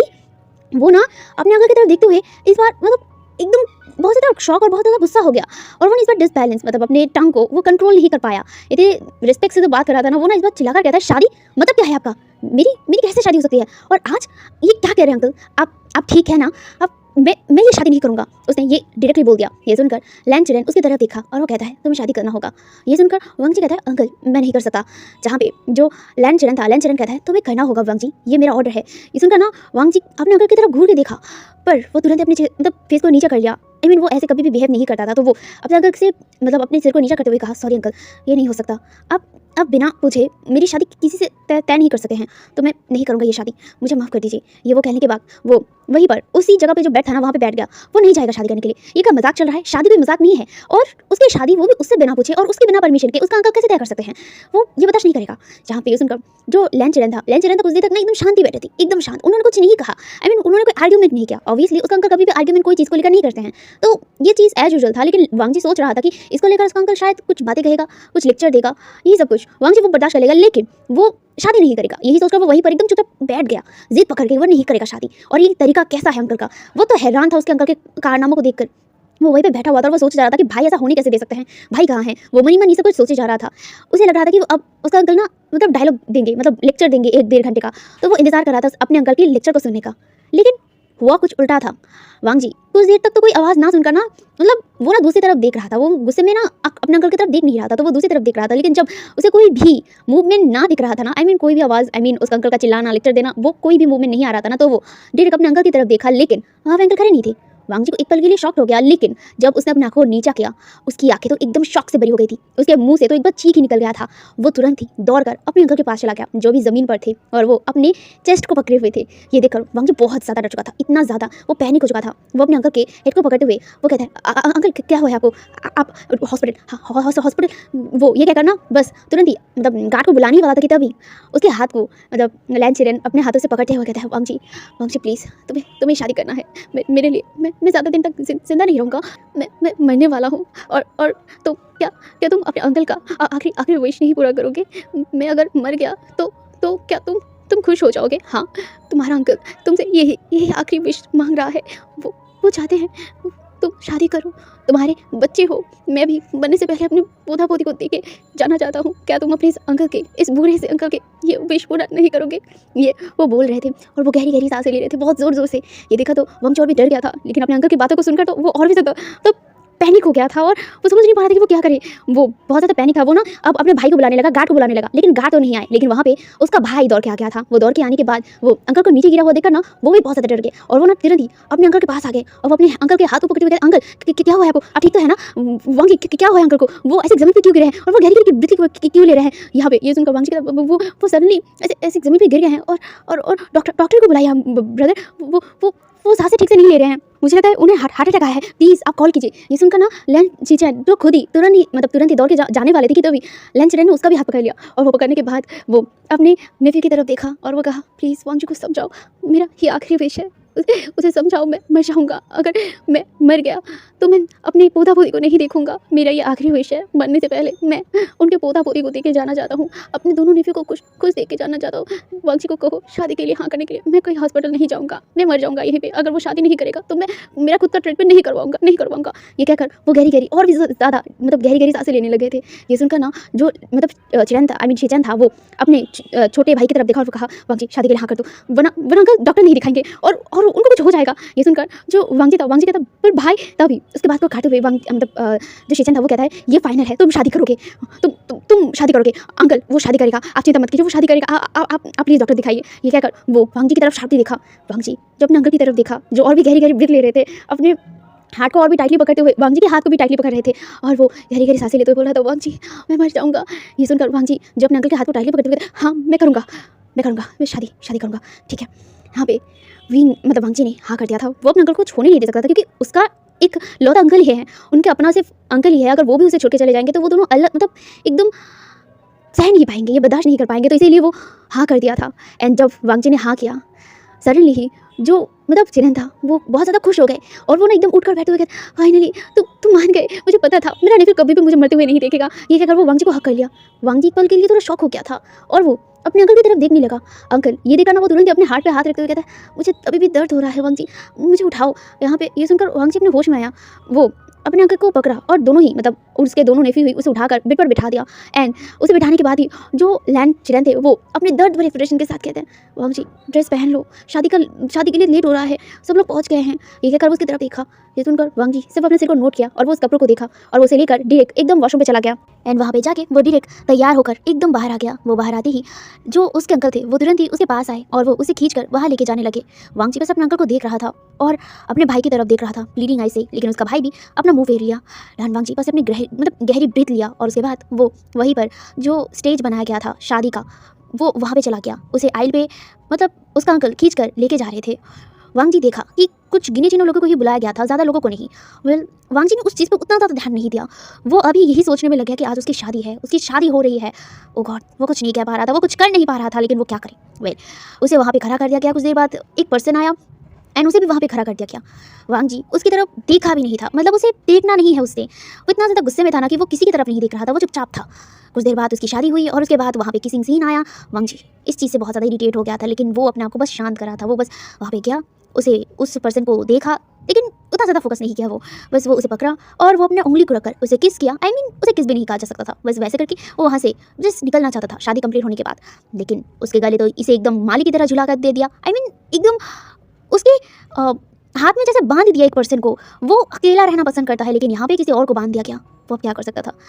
हाँ, वो उसे लेकर वहाँ से डायरेक्ट मैच किया। मैच आने के बाद वो डायरेक्ट अपने स्टडी रूम पे चला गया था। वो अपने आप को शांत करने की कोशिश कर रहा था, लेकिन वो कर नहीं पा रहा था। बहुत देर तक वो बैठा रहा और इस चीज़ को डाइजेस्ट करने की कोशिश कर रहा था कि अब उसके गले पर एक मतलब चीज़ चढ़ चुका है, उसके गले पर एक गले का फंदा लग चुका है। वो अब क्या करे। कुछ देर तक तो ऐसे ही कशमकश में रहा और उसके बाद वो डायरेक्ट अपने रूम पे आया और रूम पे आने के बाद तो उस पर्सन को देखा तो उसका तो खून ही खौल गया था। एक तो इस पर्सन की वजह से उसे शादी करना पड़ा और उसके बाद वो अब यहाँ पे बैठकर क्या कर रहा है, लैपटॉप पे काम। उसे नहीं पता ये कौन है। आई मीन वो नहीं जानता है, मतलब जिससे वो शादी किया है उसे पता ही नहीं है किसके साथ उसकी शादी हुई है, उसका नाम क्या है, वो रहता कहाँ है, वो क्या करता है, उसे कुछ भी नहीं पता और ना ही उसे जानना है। बट वो पर्सन उसके बेड पर आके बैठा हुआ है। ये चीज़ उसे इतना गुस्सा दिला चुका था ना, वो बस अपने गुस्से को शांत करने की कोशिश कर रहा था कि वो उसे हिट ना कर दे। आई मीन वांगची ऐसा नहीं है कि वो किसी को हिट करे। आई मीन लेकिन अगर वो गुस्सा हो जाए तो उसे भी नहीं पता होता है कि वो क्या करेगा। लेकिन वो आसानी से मतलब उतनी जल्दी आसानी से गुस्सा नहीं होता था, उसे चिढ़ नहीं होता था। लेकिन फिर भी उस पर्सन को देखकर उसे इतना गुस्सा आया था, मतलब उसे आएगा क्यों नहीं। कोई अनजान पर्सन, मतलब एक स्ट्रेंजर, एक कंप्लीटली स्ट्रेंजर उसी के बेड पर आकर बैठेगा जिस बेड पे वो किसी को आने नहीं देता, जिस रूम में किसी को आने नहीं देता और किसी को हक नहीं देता, वहाँ पे एक पर्सन आके बैठेगा, वो भी कंप्लीट स्ट्रेंजर पर्सन। तो वांगची को गुस्सा आएगा ही ना। तो उसे गुस्सा आ गया था और वो गुस्से में उसे बस वहाँ से चले जाने के लिए कहा। उसने देखा भी नहीं उस पर्सन को कि वो रो रहा है या फिर डर रहा है या फिर कुछ और। वो अपने ही माइंड में था, आई मीन अपने ही सोच में था कि वो एक कंप्लीटली स्ट्रेंजर को अभी अपने गले का फंदा बनाकर अपने ही पास रखने वाला है। ये चीज़ उसका सोचकर ही बहुत इरिटेटिंग फील हो रहा था, इसीलिए वो उसे वहाँ से बाहर जाने के लिए बोल दिया था। और एक चीज़ जो उसे लग रहा था, मतलब ये जो कंप्लीट स्ट्रेंजर पर्सन है ये कोई गोल्ड डिगर होगा। हाँ, उसे ये चीज़ लग रहा था कोई गोल्ड डिगर उससे शादी किया है सिर्फ और सिर्फ उसके पैसे के लिए, उसे ये लग रहा था। ऑब्वियसली लैंड कॉर्पोरेशन कोई छोटा मोटा कॉर्पोरेशन नहीं था, ये एक बहुत बड़ा कंपनी था। ऑब्वियसली वो टॉप 10 लिस्ट में आता था और वो अभी टॉप 10 लिस्ट में 3 नंबर रैंकिंग पे आता था। और वो इतना बड़ा कॉर्पोरेशन का सीईओ है, तो ऑब्वियसली ये कोई गोल्ड डिगर ही होगा जिसके साथ उसकी शादी हुई है और वो उसके पैसे के लिए यहाँ पे आया है, उससे शादी के लिए यहाँ गया है। और इस चीज़ से भी उसे कहीं ना कहीं चिढ़ था। वो बहुत ज़्यादा गुस्से में था इस चीज़ को लेकर, इसीलिए वो तुरंत उसे बाहर निकाल दिया था। अब प्रेजेंट पर वांग जी ये सब कुछ सोचे जा रहा था और उतना ही ज़्यादा उसे गुस्सा आ जा रहा था। ये गोल्ड डिगर वो उसके पास भी अगर आए ना तो वो टॉलरेट नहीं करेगा, उसे इतना गुस्सा आ रहा था। वो अपने आप को शांत करने की कोशिश करता है, कई मुशक्क़त के बाद जाके वो अपने आप को शांत किया और उसके बाद वो फ्रेश होकर एकदम वहीं पर बेड पर लेट गया। वो वहाँ पे सो गया था क्योंकि उसके सोने का टाइम हो गया था और ऑब्वियसली सोने का टाइम बहुत पहले ही निकल चुका था। वो हमेशा ही 9 बजे सो जाता है या फिर 10 बजे, तो वो अभी सो गया था एंड उसने खाना खाया था। उसने अपना खाना कंप्लीट किया था पहले ही, तो वो अभी बस सो गया वहाँ पे जाके। नेक्स्ट डे होता है और नेक्स्ट डे लान वांगजी उठता है। वो हमेशा की तरह 5 बजे उठ गया था। वो अपना डेली रूटीन करता है और उसके बाद वो वहाँ से एकदम पूरा तैयार होकर ना ऑफिस के लिए चला गया था। वो किसी से पूछा भी नहीं था कि वो लड़का उठा है या नहीं, वो डायरेक्ट वहाँ से चला गया। दूसरी तरफ लान वांगजी की उठने के बाद, वो वहाँ से जाने के बाद जाके विंग उठा था। विंग जो अपने आंखों को ओपन करने के बाद वो देखता है कि वो एक अनफैमिलियर जगह पे है। वो नहीं जानता इस जगह को, ये कौन सी जगह है। कुछ देर तक तो वो कंफ्यूज रहा और उसके बाद उसे याद आया कि कल उसकी शादी हुई है। ये सोचने के बाद वो बस एक गहरी सी ब्रीथ लेता है। अब वो एक पर्सन के साथ रहने वाला है, पर उसके साथ वो पर्सन नहीं है। वो अपने खाली बेड को देखता है। ये बेड पे उसने सोचा था कि उसके हस्बैंड के साथ वो रहेगा, पर उसका हस्बैंड तो अकेला रहता है। उसने बाहर कर दिया। ये सोचकर ही ना उसे फिर से बहुत ज़्यादा बुरा फील होता है, लेकिन वो ज़्यादा इसको माइंड में नहीं लेता। उसे लग रहा था कि वो थोड़ा टाइम देगा खुद को भी और साथ ही साथ वांगजी को भी, उस पर्सन को भी। हालांकि उसे अभी भी उसका नाम नहीं पता और उसने पूछा ही नहीं था। वो कैसे पूछता, अचानक ही ये शादी हो गया और वो उस टाइम को अपने हस्बैंड को पूछना चाहता था। उससे पहले ही तो उसे उसको रूम से निकाल दिया गया था। विंग वो उठता है। उठने के बाद वो फ्रेश होता है और फ्रेश होने के बाद वो अपने असिस्टेंट को कॉल करता है क्योंकि वो ऑफिस जाना चाहता था। लेकिन असिस्टेंट को कॉल करने के बाद उसे पता चलता है कि उसके फादर ने ऑलरेडी उसकी छुट्टी दे दिया है। वो 3 महीने तक अभी कंपनी नहीं आ सकता। ये सुनकर तो विंग एकदम शॉक ही हो गया। 3 महीना, वो 3 महीना कंपनी से दूर रहेगा तो कंपनी कौन संभालेगा। तभी उसे पता चला कि तब तक उसके फादर ही इस कंपनी को चलाने वाले हैं 3 महीने तक। विंग ये सुनकर ही ना तुरंत ही कॉल को कट कर दिया और वो तुरंत ही अपने फादर को कॉल किया। और उसके फादर जो उसके कॉल को पाने के बाद वो बहुत हैप्पी हो गए और वो उससे हैप्पीली बात करने लगे और वो उसे बताया कि वो 3 महीने तक अपना कंपनी संभालेंगे। वो उसकी कंपनी का फिक्र ना करे, वो अपने हस्बैंड के साथ रहे, उसके साथ कुछ हैप्पी मोमेंट बिताए और अपना टाइम ले। वो चाहता है वो चाहते हैं कि विंग हैप्पी रहे अपने हस्बैंड के साथ। वो उसे बातें करे, उसे जाने। वो जानते हैं कि वो और उसका हस्बैंड वो कम्प्लीटली अभी स्ट्रेंजर है और वो चाहते हैं कि वो दोनों एक दूसरे को जाने। इन 3 महीने तक वो अपना टाइम स्पेंड करें और इसीलिए ही उन्होंने ये किया है। ये सुनकर विंग कुछ कहना चाहता था, लेकिन उससे कहने से पहले उसके फादर ने कहा, विंग लिसन डियर, मुझे पता है कि तुम अभी अपने काम से दूर नहीं रह पाते हो, पर ये भी तो सोचो कि अब तुम दोनों का रिश्ता हुआ है, तुम दोनों अब मैरिड हो, तुम्हें वक्त की ज़रूरत है, एक दूसरे को जानने की ज़रूरत है। और वैसे भी मुझे जितना पता है लान वांगजी खुद से तो कोई भी अप्रोच नहीं करेगा, तो तुम्हें ही करना होगा बेटा, माय सन। मुझे पता है कि अभी तुम्हारे लिए सब कुछ मुश्किल वक्त है। मैं तुम्हारा फादर हूँ, तो मुझे पता है कि तुम अभी इन सब चीज़ों में नए हो, पर मुझे ये भी पता है कि मेरा बेटा बहुत होशियार है और वो अपने हस्बैंड को संभाल लेगा। मैंने तुम्हारे लिए एक अच्छे इंसान को ही चुना है। बस तुम उससे बातें करो, उसके साथ टाइम स्पेंड करो और एक दूसरे को जानो, और मुझे पक्का श्योर है कि तुम उसे अपने प्यार में ज़रूर ले लोगे। और रही बात वांगजी की, वांगजी के जो कैरेक्टर है ना, उसकी जो नेचर है ना, वो बहुत अलग है, सबसे अलग है। पर ट्रस्ट मी माय सन, मैंने तुम्हारे लिए एक अच्छा इंसान ही ढूंढा है। विश्वास रखो और अपने हस्बैंड के साथ अपना वक्त बिताओ। ये कहकर उसने कॉल कट कर दिया। विंग बस अपने फादर की बातों को सुना और खुद ही सोचने लगा, हाँ फादर ने सही कहा है, उसे वक्त की ज़रूरत है। और वो जानता है कि वो दोनों की शादी बस जल्दी में हुआ है, तो उन दोनों को ही टाइम लगेगा। और वैसे भी वो उसका हस्बैंड होगा, उसका हस्बैंड है, तो वो अपने हस्बैंड का अप्रोच कर सकता है। और अभी से इसका नाम पता चला, क्या नाम, वांगजी, उसका नाम वांगजी है। विंग के फेस में स्माइल आ गया और वो स्माइल करते हुए बस फ़ोन को रख दिया और वो स्माइल करते हुए तुरंत ही फ्रेश होकर बाहर नीचे आ गया। नीचे आते ही मेट्स जो उसे डाइनिंग एरिया पे लेके गया। डाइनिंग एरिया आते ही वो देखा कि उसका हस्बैंड नहीं है। वो मेट की तरफ देखा और वो कहा, उसका हस्बैंड कहाँ है। ये सुनकर वो मेट अपने सिर को झुकाते हुए कहता है, वो ऑलरेडी काम के लिए चले गए हैं। ये सुनकर विंग शॉक्ड हो गया, काम के लिए चले गए हैं, अभी तो 8 साढ़े 8 बज रहे हैं। वो कहता है, कब गए हैं। ये सुनकर वो मीट कहते हैं, वो बहुत पहले ही उठ के चले गए हैं और उन्होंने ब्रेकफास्ट भी कर लिया है और आपको भी कर लेना चाहिए। ये सुनकर विंग तो चुपचाप ब्रेकफास्ट टेबल पे बैठ गया, लेकिन वो उदास भी हो गया था। वो अपने हस्बैंड से सोचा था कि वो बात करेगा, पर वो बात तो कर ही नहीं पाया।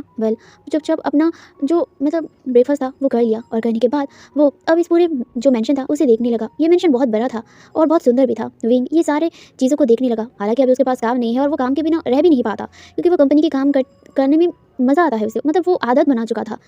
तो वो अब खाली बैठ कर तो नहीं रह सकता था, तो वो पूरे महल को पूरे मैंशन को घूमा। ये मैंशन बहुत खूबसूरत था। वो पूरे मैंशन को घूमने के बाद वो इस मैंशन के पीछे जो गार्डन था वहाँ पे आ गया। ये गार्डन बहुत ज़्यादा खूबसूरत था। वो वहाँ पे बैठकर टी पिया और ऐसे ही वहाँ पे ना बनीज़ भी थी। विंग तो बहुत हैप्पी हो गया था बनीज़ देखकर। वो बनीज़ बहुत क्यूट थे, बहुत सॉफ्ट थे, तो वो ना उन सारे बनीज़ को लेकर ना खेलने लगा था। वो बहुत देर तक खेला। ऐसे उसका पूरा दिन चला गया।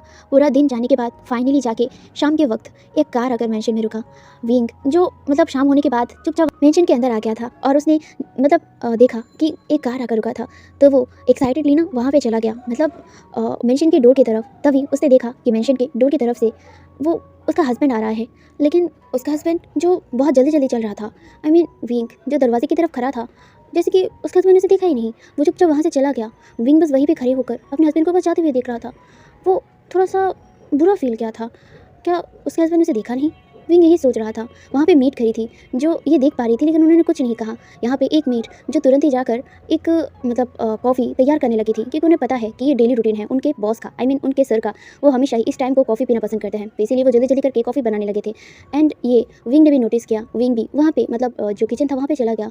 वो उदास हो गया था, लेकिन वो उस मेड से पूछता है कि वो क्या कर रहा है यहाँ पे। वो मेड कहती है कि सर इस टाइम को कॉफ़ी पीते हैं और वो वही तैयार कर रहा है। यही सुनकर विंग जो उस कॉफ़ी को देखता है और वो कहता है क्या मैं लेके जा सकता हूँ। ये सुनकर वो मेड कहता है क्या आप लेके जाना चाहते हैं यहाँ पे। ये सुनकर विंग अपने सिर को हाँ में हिलाता है, तो वो जो मेड थी वो नोट कर देती है और वो तुरंत ही कॉफ़ी तैयार करके विंग के हाथ में दे देती है। और विंग तुरंत ही उस कॉफ़ी को लेकर डायरेक्ट स्टडी रूम की तरफ जाने लगता है, क्योंकि उसने देखा है कि लान वांग जी अपने कमरे पर ना जाकर डायरेक्ट अपने स्टडी रूम पे चला गया है। तो वो भी धीरे धीरे करके एकदम स्टडी रूम के पास आ गया था। वो अभी डोर के सामने खड़ा था। वो बहुत ज़्यादा नर्वस था और उसके दिल की धड़कन बहुत ज़्यादा तेज़ थी। वो समझ नहीं पा रहा था कि वो जाके क्या कहे, पर बात तो उसे करना होगा, शुरुआत तो उसे ही करना है। उसके फादर ने तो यही कहा, तो वही करेगा। यही सोचकर वो डोर को ओपन करता है और वो वहाँ पे पहले तो नॉक किया था, लेकिन अंदर से कोई जवाब नहीं आया, तो विंग अंदर एंटर कर दिया। और एंटर करते ही वो देखा कि जो उसका हस्बैंड था वो वहाँ पे अपने स्टडी टेबल पे बैठकर अपने सिर को पकड़ के बैठा है। जहाँ पे ये देखकर विंग अपने मन ही मन सोच रहा था क्या वो ठीक है, क्या वो काम के स्ट्रेस में परेशान है। ये सब कुछ सोचकर वो धीरे धीरे करके आगे बढ़ने लगा। उसके हाथ में जो कॉफ़ी था वो तुरंत ही एकदम अपने हस्बैंड के सामने रख दिया और वो रखकर कुछ कहने ही वाला था कि तभी जो लान वांगजी था वो अपना हाथ अपने फॉरहेड से हटाकर डायरेक्ट विंग की तरफ देखा। विंग इसे थोड़ा सा हड़बड़ा गया था, क्योंकि उसका हस्बैंड ने सडनली इसकी तरफ देखा था, सडनली इसे अटेंशन दे दिया, तो वो थोड़ा सा नर्वस हो गया। वो अपने हस्बैंड की तरफ देखा, जहाँ पे लान वांगजी का चेहरा जो अच्छा नहीं लग रहा था। उसका मूड अच्छा नहीं लग रहा था। वो थोड़ा बहुत फ्रस्ट्रेटेड था, ये विंग को समझ आ रहा था, लेकिन किस लिए उसे ये नहीं समझ आ रहा था। इसीलिए वो थोड़ा कंफ्यूज भी था और थोड़ा बहुत अपने हस्बैंड का फिक्र भी कर रहा था। जैसा भी हो ये उसका हस्बैंड है, तो वो फिक्र में उसकी तरफ देखते हुए एकदम लो टोन में कहता है क्या आप ठीक हैं, क्या कुछ हुआ है आपको, आपका सिर पेन कर रहा है। ये कहकर वो कॉफ़ी की तरफ देखते हुए कहता है मैंने आपके लिए कॉफ़ी लाया है, आप कॉफ़ी पी लीजिए, उससे आपको बेटर फील होगा।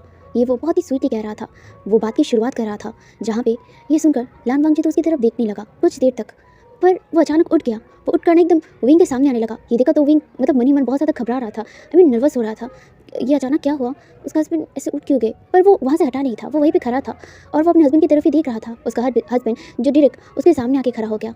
उसका हस्बैंड उससे थोड़ा सा टॉल था, विंग टॉल ज़रूर था, लेकिन उससे ज़्यादा टॉल वांगजी था, उसका हस्बैंड था। तो वो उसके शायद गर्दन तक आएगा, विंग उसके गर्दन तक आएगा। जहाँ पे वांगजी उसकी तरफ देखा कुछ देर तक और उसके बाद वो अपने हाथ को उठाकर उसके चिन की तरफ अपना उंगली रखा, एक उंगली, और उसे एकदम अपनी तरफ, उसका फेस अपनी तरफ उठाया और वो उसकी तरफ देखने लगा एकदम गौर से, उसकी आंखों में, उसके पूरे फेस को कुछ देर तक ऐसे घूरने लगा। और उसके बाद वो उसे एकदम लो टोन में कहा वाइफी। ये सुनकर तो विंग की आँखें एकदम बड़ी बड़ी हो गई थी।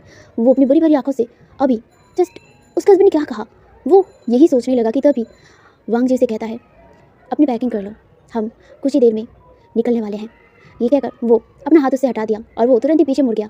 वो पीछे मुड़ते हुए कहता है हम लोग हनीमून के लिए जा रहे हैं, अंकल ने हमारे लिए हनीमून ट्रिप रखा है। ये कहकर वो जो तुरंत ही जाकर अपने टेबल पर बैठ गया और वो बैठकर जो लैपटॉप था उसे ओपन करते हुए कहता है तो जाओ अपना पैकिंग करो, कुछ ही देर में बाहर निकलेंगे। ये वो कहकर अब दोबारा कोई बात नहीं करता। विंग वहीं पे एकदम स्ट्रेट वहाँ पे एकदम ना ऐसे शॉक होकर खड़ा हो गया था। अभी जस्ट हुआ क्या, क्या हनीमून। विंग जो अभी अपने हस्बैंड को देखे जा रहा था, जो अभी उसके पास आया, उसके करीब आया और उसे टच किया। हाँ, वो थोड़ा सा ही टच था जो उसके चिन पे किया गया था, पर वो टच उसे अभी भी फील हो रहा था। और पता नहीं क्यों लान वांगजी की ये टच उसे बहुत ज़्यादा अच्छा लगा। ये छोटा सा टच भी उसे बहुत अजीब सा फील करा रहा था और उसे अपने स्टमक में एक अजीब सा ही ना गुदगुदी जैसा फील हो रहा था। लेकिन वो अपने आप को कंट्रोल करता है और अपने माइंड में ये सोच रहा था हनीमून, वो लोग हनीमून पे जाएंगे। विंग ये सब कुछ सोच रहा था और पता नहीं उसका ईयर रेट हो रहा था। वो सोच रहा था कि उसका हस्बैंड उसके साथ हनीमून जाना चाहता है। विंग ये सोचकर ना उसे हैप्पी फील हो रहा था, मतलब बुरा नहीं, क्योंकि ऑब्वियसली उसे शादी के लिए मना ही नहीं था। वो जिसके साथ रहना चाहता था, हैप्पीली रहना चाहता था। तो अगर उसका हस्बैंड ये स्टेप ले रहा है तो वो भी लेना चाहता है। विंग यही सोचकर बस अपने सिर को नोट किया और उसके बाद वो भी हैप्पीली उस रूम से बाहर निकल गया। वो निकलते ही डायरेक्ट मतलब वांगजी के रूम पे चला गया, क्योंकि उसके सारे कपड़े वहीं पे है, वो वहाँ से नहीं लिया था। तो वो वहाँ पे चला गया एंड वो वहाँ से लगेज निकाल के पैकिंग करने लगा। कुछ देर में उनकी पैकिंग कंप्लीट होने के बाद विंग भी तैयार हो गया और उसके तैयार होने के बाद ही वांगजी उसके पास आया और वो उसे लेकर डायरेक्ट कार पे आके बैठ गया था। उसके सारे लगेज भी उनके कार में रख दिया गया था एंड वो कार स्टार्ट भी हो गया था। वांगजी जो कार पे एकदम साइलेंट ही बैठा था, कुछ भी बात नहीं किया था और विंग भी समझ नहीं पा रहा था कि वो क्या बातें करे, पर वो हैप्पी था। उसके फेस में वो हैप्पीनेस दिख रहा था, क्योंकि पहले जो उसे लग रहा था कि शायद कि उसके हस्बैंड उसे एक्सेप्ट नहीं करेंगे, वो शायद गलत था। उसके हस्बैंड एक्सेप्ट करेंगे उसे, यही सोचकर वो हैप्पी था। वेल कुछ देर में वो लोग एयरपोर्ट पहुंच गए और वहाँ से डायरेक्ट उन लोगों ने अपना फ्लाइट ले लिया और सुबह होते होते वो लोग वहाँ से यूएस पहुंच गए थे। यूएस पहुंचते ही लैन वांगजी जो विंग को लेकर एक होटल में आ गया था, जो ऑलरेडी उन लोगों के लिए बुक किया गया था। वहाँ पे वो दोनों आते ही वो लोग टायर्ड थे, इसीलिए वहाँ पे वो लोग सो गए थे एंड रेस्ट करने के बाद वो लोग दोपहर को उठे थे। विंग और वांगजी जो एक ही रूम में थे, लेकिन वांगजी उसके साथ बेड शेयर नहीं किया था, बस वो काउच पे सो गया था। इस चीज़ से विंग को थोड़ा बुरा तो लगा, लेकिन वो समझता है कि हर रिश्ते में थोड़ा टाइम की ज़रूरत है, तो यही सोचकर उसने कुछ नहीं कहा, वो बेड पे सो गया था। वेल दोनों ही दोपहर को उठने के बाद वो लोग अपना दोपहर का लंच करते हैं। लंच करने के बाद विंग सोचता है कि क्या वो लोग घूमने नहीं जाएंगे। यही सोचकर वो वांगजी की तरफ देखा, जो अभी अपने लैपटॉप को लिया हुआ था और वहाँ से वो कुछ काम कर रहा था। विंग सोच रहा था कि क्या वो बताए, वो पूछे कि वो लोग घूमने जाए, तो वो पूछ ही लेता है। वो धीरे से उसे कहता है सुनिए, क्या वो क्या हम लोग घूमने जा सकते हैं बाहर? अभी बाहर मौसम अच्छा है। ये वो बहुत ही लो टोन में कह रहा था, वो समझ नहीं पा रहा था कि वो और बात को कैसे कहे, पता नहीं क्यों। बस अपने हस्बैंड के सामने आते ही उसका टोन इतना ज़्यादा अटकता क्यों है, वो यही समझ नहीं पा रहा था। और ऊपर से उसकी टोन ही ऐसी है, वो हमेशा बहुत ही पोलाइटली बिहेव करता है, तो वो वैसे ही बात करने की कोशिश कर रहा था। दूसरी तरफ लैन वांगजी ने जब ये सुना तो वो उसकी तरफ देखा और उसके बाद वो उसे बिना कुछ कहे दोबारा अपने लैपटॉप की तरफ देखते हुए कहा, मुझे घूमना नहीं है, अगर तुम्हें घूमना है तो तुम घूम सकते हो, अगर किसी की मदद चाहिए तो वहाँ पे होटल स्टाफ है, वहाँ से पूछ लो, तुम्हें वो लोग घुमा देंगे। ये कहकर वो दोबारा अपने काम पे बिजी हो गया। ये सुनकर विंग जो एकदम उदास हो गया और वो उदास होकर वांगजी की तरफ देखा, लेकिन वांगजी ने उसकी तरफ नहीं देखा। वो चुपचाप अपने काम करने लगा। विंग जो कुछ देर तक वहाँ पे खड़ा रहा और उसके बाद वो भी उदास होकर एकदम उस रूम से बाहर निकल गया। वो समझ नहीं पाया कि उसका हस्बैंड उसके पहले काम को इम्पोर्टेंस देता है। हाँ, विंग कुछ नहीं कर सकता था, वो बाहर निकल गया, क्योंकि वो ऐसे ही रूम पे बैठ के बोर फील कर रहा था। वो वैसे भी काम नहीं कर पा रहा था, क्योंकि उसके फादर ने कोई काम उसे करने के लिए मना कर दिया था, तो वो वहीं पर घूमने के लिए निकल गया था। वो इससे पहले यूएस आया था, पर वो यूएस घूम नहीं पाया, क्योंकि वो काम के लिए आता था और काम खत्म होने के बाद वो तुरंत ही चाइना वापस चला जाता था। तो उसे ज़्यादा रास्ते तो नहीं पता, पर वहाँ के जो स्टाफ थे जो ट्रैवलर को घुमाते हैं, तो वो उन लोगों के साथ जाने लगा एंड वहाँ से वो घूमने लगा। दूसरी तरफ लैन वांगजी जो अपने ऑफिस वर्क को कर रहा था, वो बहुत ज़्यादा गुस्से में था। उसका तो गुस्से में पारा टाइट हो रहा था, वो बहुत ज़्यादा इरिटेट फील कर रहा था। वो बार बार एक मेल को देखे जा रहा था। उसने मेल भेजा है, तकरीबन 3 दिन हो चुका है, उसका इस मेल का अभी तक कोई जवाब नहीं आया था। वो इसी चीज़ को लेकर बहुत ज़्यादा फ्रस्ट्रेटेड था। वो उस लैपटॉप को वहीं पे रख दिया, वो रख कर अब अपने सिर को पकड़ लिया। वो बहुत ज़्यादा फ्रस्ट्रेटेड था। वो फ्रस्ट्रेशन से बस अपने बालों को ही खींचे जा रहा था और वो बार बार उस मेल को देखे जा रहा था जो उसने एक कंपनी को भेजा था एक मीटिंग के लिए। वो इस कंपनी से मीटिंग करना चाहता था। बेसिकली लैन वांगजी जो तकरीबन 1 महीने से ही एक मीटिंग के लिए बहुत ज़्यादा मरी जा रहा था। वो इससे पहले हर एक मीटिंग बहुत अच्छे से कर लेता था। हर कोई उसका मीटिंग एक्सेप्ट करता था, लेकिन अभी तक सिर्फ ये एक ही कंपनी था जो अभी तक उसकी मीटिंग को एक्सेप्ट नहीं किया था। वो मीटिंग करना चाहता था, लेकिन हो नहीं पा रहा था। वो तुरंत ही अपना फ़ोन उठाता है और फ़ोन उठाकर वो डायरेक्ट अपने असिस्टेंट को कॉल करता है और वो कहता है, क्या तुम कर पाए हो? ये सुनकर उसका असिस्टेंट कहता है, बॉस मुझे कुछ पता चला है। ये सुनकर जो वांगजी कहता है, हाँ बोलो। जहाँ पे उसका असिस्टेंट कहता है, सर असल में कंपनी का सीईओ अभी कंपनी में नहीं है और उनकी जगह उनके फादर ही अभी कंपनी को चला रहे हैं, तो सीईओ नहीं है, इसीलिए वो मीटिंग अभी नहीं हो सकता। तो जब तक सीईओ नहीं आएंगे तब तक हम लोग मीटिंग नहीं कर पाएंगे। ये सुनकर जो वांगजी कहता है, सीईओ नहीं है, सीईओ कहाँ है? जहाँ पे जो असिस्टेंट था वो कहता है, सीईओ वो कहीं पे गए हैं, उसके बारे में मुझे नहीं पता चला, पर जितना पता चला है कि वो अभी अपनी कंपनी पे नहीं है। उन्होंने अपना 3 महीने का छुट्टी लिया है और 3 महीने बाद जाके वो ज्वाइन करेंगे, तब तक उनका फादर ही ये कंपनी चलाने वाले हैं। मुझे यही तक पता चला है सर। ये सुनकर वांगजी कहता है, ओ मुझे ये मीटिंग करना ज़रूरी है, तुम्हें पता है ना, ये मीटिंग अगर नहीं हुआ तो हमारा बहुत बड़ा लॉस होगा। ये कहकर वो कहता है, अच्छा तुम एक काम करो, तुम पहले उस सीईओ को ढूंढो और एक काम करो, तुम मुझे वो सीईओ का नंबर जैसे भी करके ढूंढ कर दो, मैं उनसे बात करता हूँ। ये सुनकर जो आई मीन उसका असिस्टेंट था वो कहता है, ठीक है, मैं नंबर ढूंढ कर आपको मेल करता हूँ। ये सुनकर जो वांगजी था, वांगजी नोट करता है और उसके बाद वो फ़ोन को रख देता है। रखने के बाद वो एक गहरी सी ब्रीथ लेता है, वो उठता है और उठने के बाद वो देखता है कि रूम खाली है और उसे याद आता है कि उसका वो सो कॉल हस्बैंड वो बाहर गया है। चलो अच्छा ही हुआ है, वैसे भी वो इसे अभी देखना नहीं चाहता था। हाँ, वो वैसे यहाँ पे आना ही नहीं चाहता था, सिर्फ और सिर्फ अपने अंकल के लिए यहाँ पे आया था। उसके अंकल ने उसे यहाँ पे आने के लिए फोर्स किया था और वही ड्रामा उसे करने लगा था। उनकी तबीयत ख़राब है, ये ख़राब है, वो ख़राब है और वो अपने अपने अंकल को कुछ होने भी नहीं दे सकता था, इसीलिए वो यहाँ पे आ गया था इस सो कॉल गोल्ड डिगर के साथ। वो अपने सिर को पकड़ने के बाद, आई मीन अपने सिर को मसाज करने के बाद वो देखता है कि यहाँ पे वो रह नहीं पा रहा है, उसे एयर की ज़रूरत है। तो वो भी बाहर निकल गया। वो बाहर निकल कर बस मतलब ऐसे ही हवा लेने लगा था, एक फ्रेश हवा लेने लगा था। कुछ देर तक वो ऐसे ही मतलब बाहर का जो हवा था वो लेने लगा कि तभी उसके फ़ोन पे एक नोटिफिकेशन आया। तो वो देखा कि वहाँ पे उसके असिस्टेंट ने उसका नंबर भेज दिया। ग्रेट, वो यही चाहता था। वो तुरंत ही मतलब उस नंबर को डायल करता है और डायरेक्ट वो कॉल कर देता है। कुछ रिंग होता है, मतलब पहले वो कॉल उठा नहीं था तो वांगजी दोबारा उसे कॉल करता है और उसके बाद कुछ देर में ही वो कॉल मतलब लग जाता है और लगने के बाद वांगजी कहता है, हेलो, मैं मिस्टर लैन बोल रहा हूँ, क्या हम बात कर सकते हैं? ये सुनकर फ़ोन के दूसरी तरफ से पहले कोई मतलब आवाज़ नहीं आया। उसके बाद फ़ोन के दूसरी तरफ से एक पर्सन ने कहा, हेलो मिस्टर लैन, आप मुझे क्यों कॉल किए हैं? ये सुनकर जो मिस्टर लैन यानी कि लैन वांगजी था वो कहता है, सॉरी मुझे आपको डिस्टर्ब करना पड़ा पर ये बहुत अर्जेंट था, क्या हम लोग मीटिंग कर सकते हैं? ये सुनकर वो पर्सन कहा, मीटिंग अभी? आई एम सॉरी मिस्टर लैन, पर मैं अभी तो 3 महीने की छुट्टी में हूँ, क्या आपको पता नहीं है? आप तो वो ये कहा ही था कि उसके बात को काटते हुए लैन वांगजी कहता है, आई नो कि आप बाहर हैं पर ये मीटिंग बहुत ज़रूरी है मिस्टर, मतलब मैं आपसे प्लीज़ अर्जेंटली मीटिंग करना चाहती हूँ एक प्रोजेक्ट को लेकर, क्या हम लोग मीटिंग कर सकते हैं? अच्छा ठीक है, अगर आप अभी छुट्टी पर हैं क्या हम लोग वीडियो कॉन्फ्रेंस पे मीटिंग कर सकते हैं? अगर आपको प्रॉब्लम ना हो तो प्लीज़।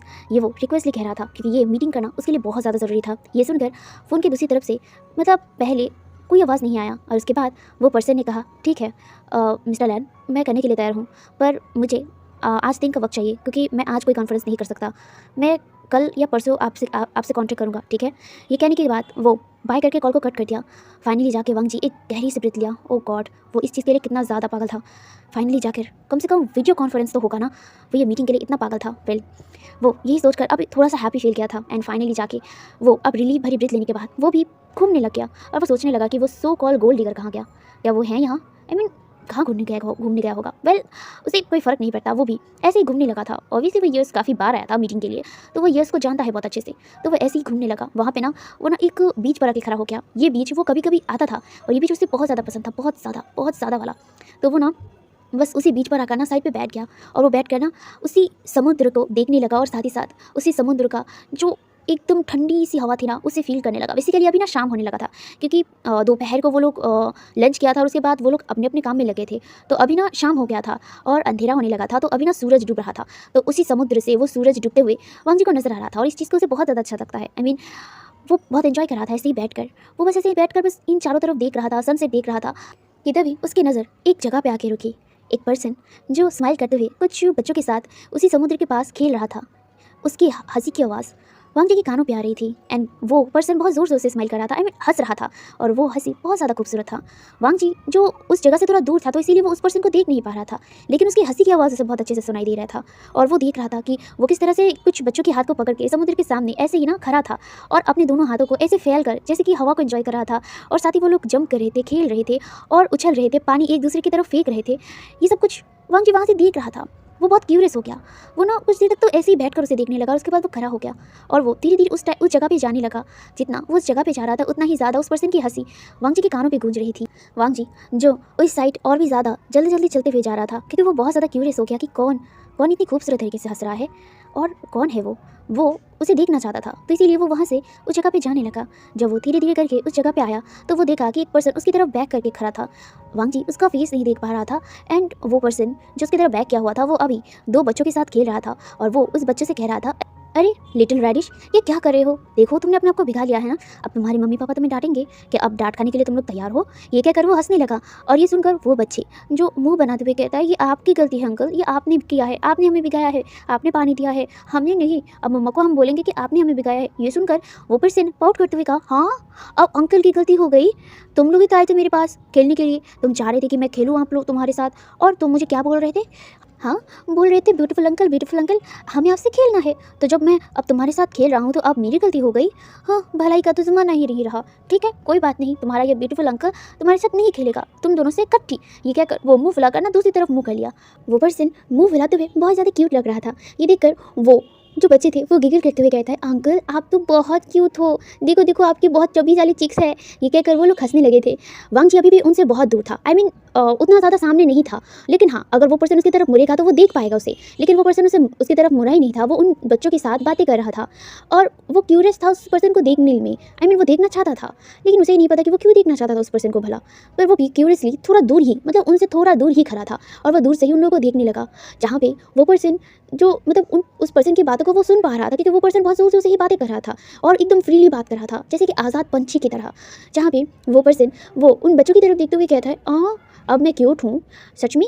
ये कहकर वो ब्लिंक करते हुए उन लोगों की तरफ देखने लगा। वो छोटे छोटे बच्चों की तरफ जो देखकर उस पर्सन को देखकर गिगल कर रहे थे और बोल रहे थे, हाँ अंकल आप बहुत ज़्यादा क्यूट हो, बहुत ज़्यादा, आप इतनी क्यूट क्यों हो, मैं भी आपकी तरह क्यूट बनना चाहता हूँ, आप क्या लगाते हो मुझे बताओ, मैं भी अपने फेस पे वो अप्लाई करूँगा। ये सुनकर वो पर्सन हंसने लगा। वो क्यूटली हंसते हुए कहता है, अरे अरे ऐसा नहीं है, गॉड जो चेहरा आपको दिया है आप उसी से खुश रहो, और वैसे भी आप दोनों भी बहुत ज़्यादा क्यूट हो मेरी तरह। ये कहकर वो क्यूट एक्ट करने लगा। ये सारी चीज़ें वो बच्चे देख रहे थे, लेकिन उन बच्चों की तरह कोई और भी लोग थे जो उस पर्सन को देखे जा रहे थे। एंड वो लोग बहुत देर से ही उन लोगों को देखे जा रहा था। इस चीज़ पे उस पर्सन का कोई भी ध्यान नहीं था। वो तो उन बच्चों के साथ क्यूटली बात करने में और उनसे खेलने में लग गया था। वो उनके हाथ को पकड़ते हुए कहता है, अच्छा तो लिटिल रेडिश अभी आपको घर जाना चाहिए, क्योंकि अभी शाम हो गया है और ऑलमोस्ट रात होने वाली है, तो जल्दी जल्दी जाओ और मम्मा पापा के पास चले जाओ, वरना मम्मा पापा तुम दोनों को डांटेंगे।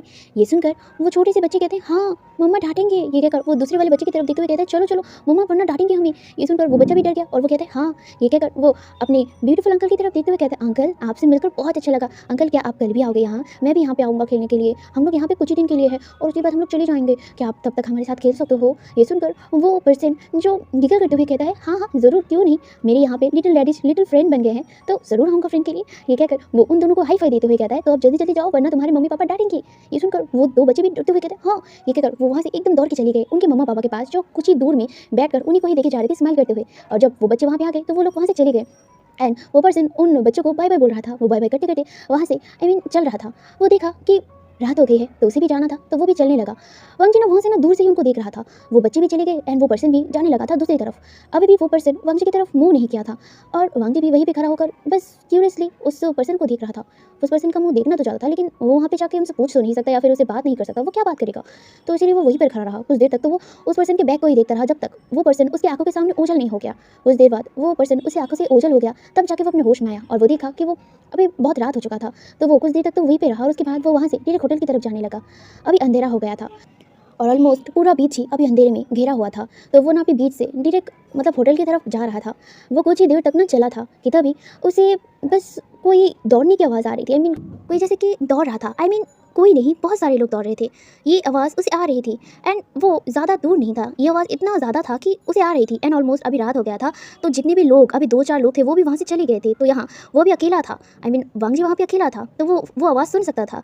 तो वो ना कुछ देर तक तो वहीं पे खड़ा रह गया और वो सुनने लगा कि कौन है जो चिल्ला रहा है। हाँ, उसे चिल्लाने की भी आवाज़ आ रही थी। ये देखकर ना वांग जी उसी तरफ जाने लगा जिस तरफ से वो आवाज़ आ रही थी। तो वो जब वहाँ पे जाने लगा वो आवाज़ और भी तेज़ हो रही थी, जैसे कि कोई बोल रहा था, देखो मुझसे दूर रहो, मैंने कहा मुझसे दूर रहो, अगर तुम एक भी कदम आगे बढ़े ना तो मैं तुम्हें नहीं छोड़ूंगा। मैं फाइटिंग जानता हूँ। हाँ, मुझे फाइट करना आता है, तो मैं तुम्हें एक ही मिनट में धूल चखा दूंगा। ये वो बोल रहा था, लेकिन उसकी आवाज़ भी बहुत लड़खड़ा रहे थे। ये वांग जी बहुत क्लियरली सुन सकता था।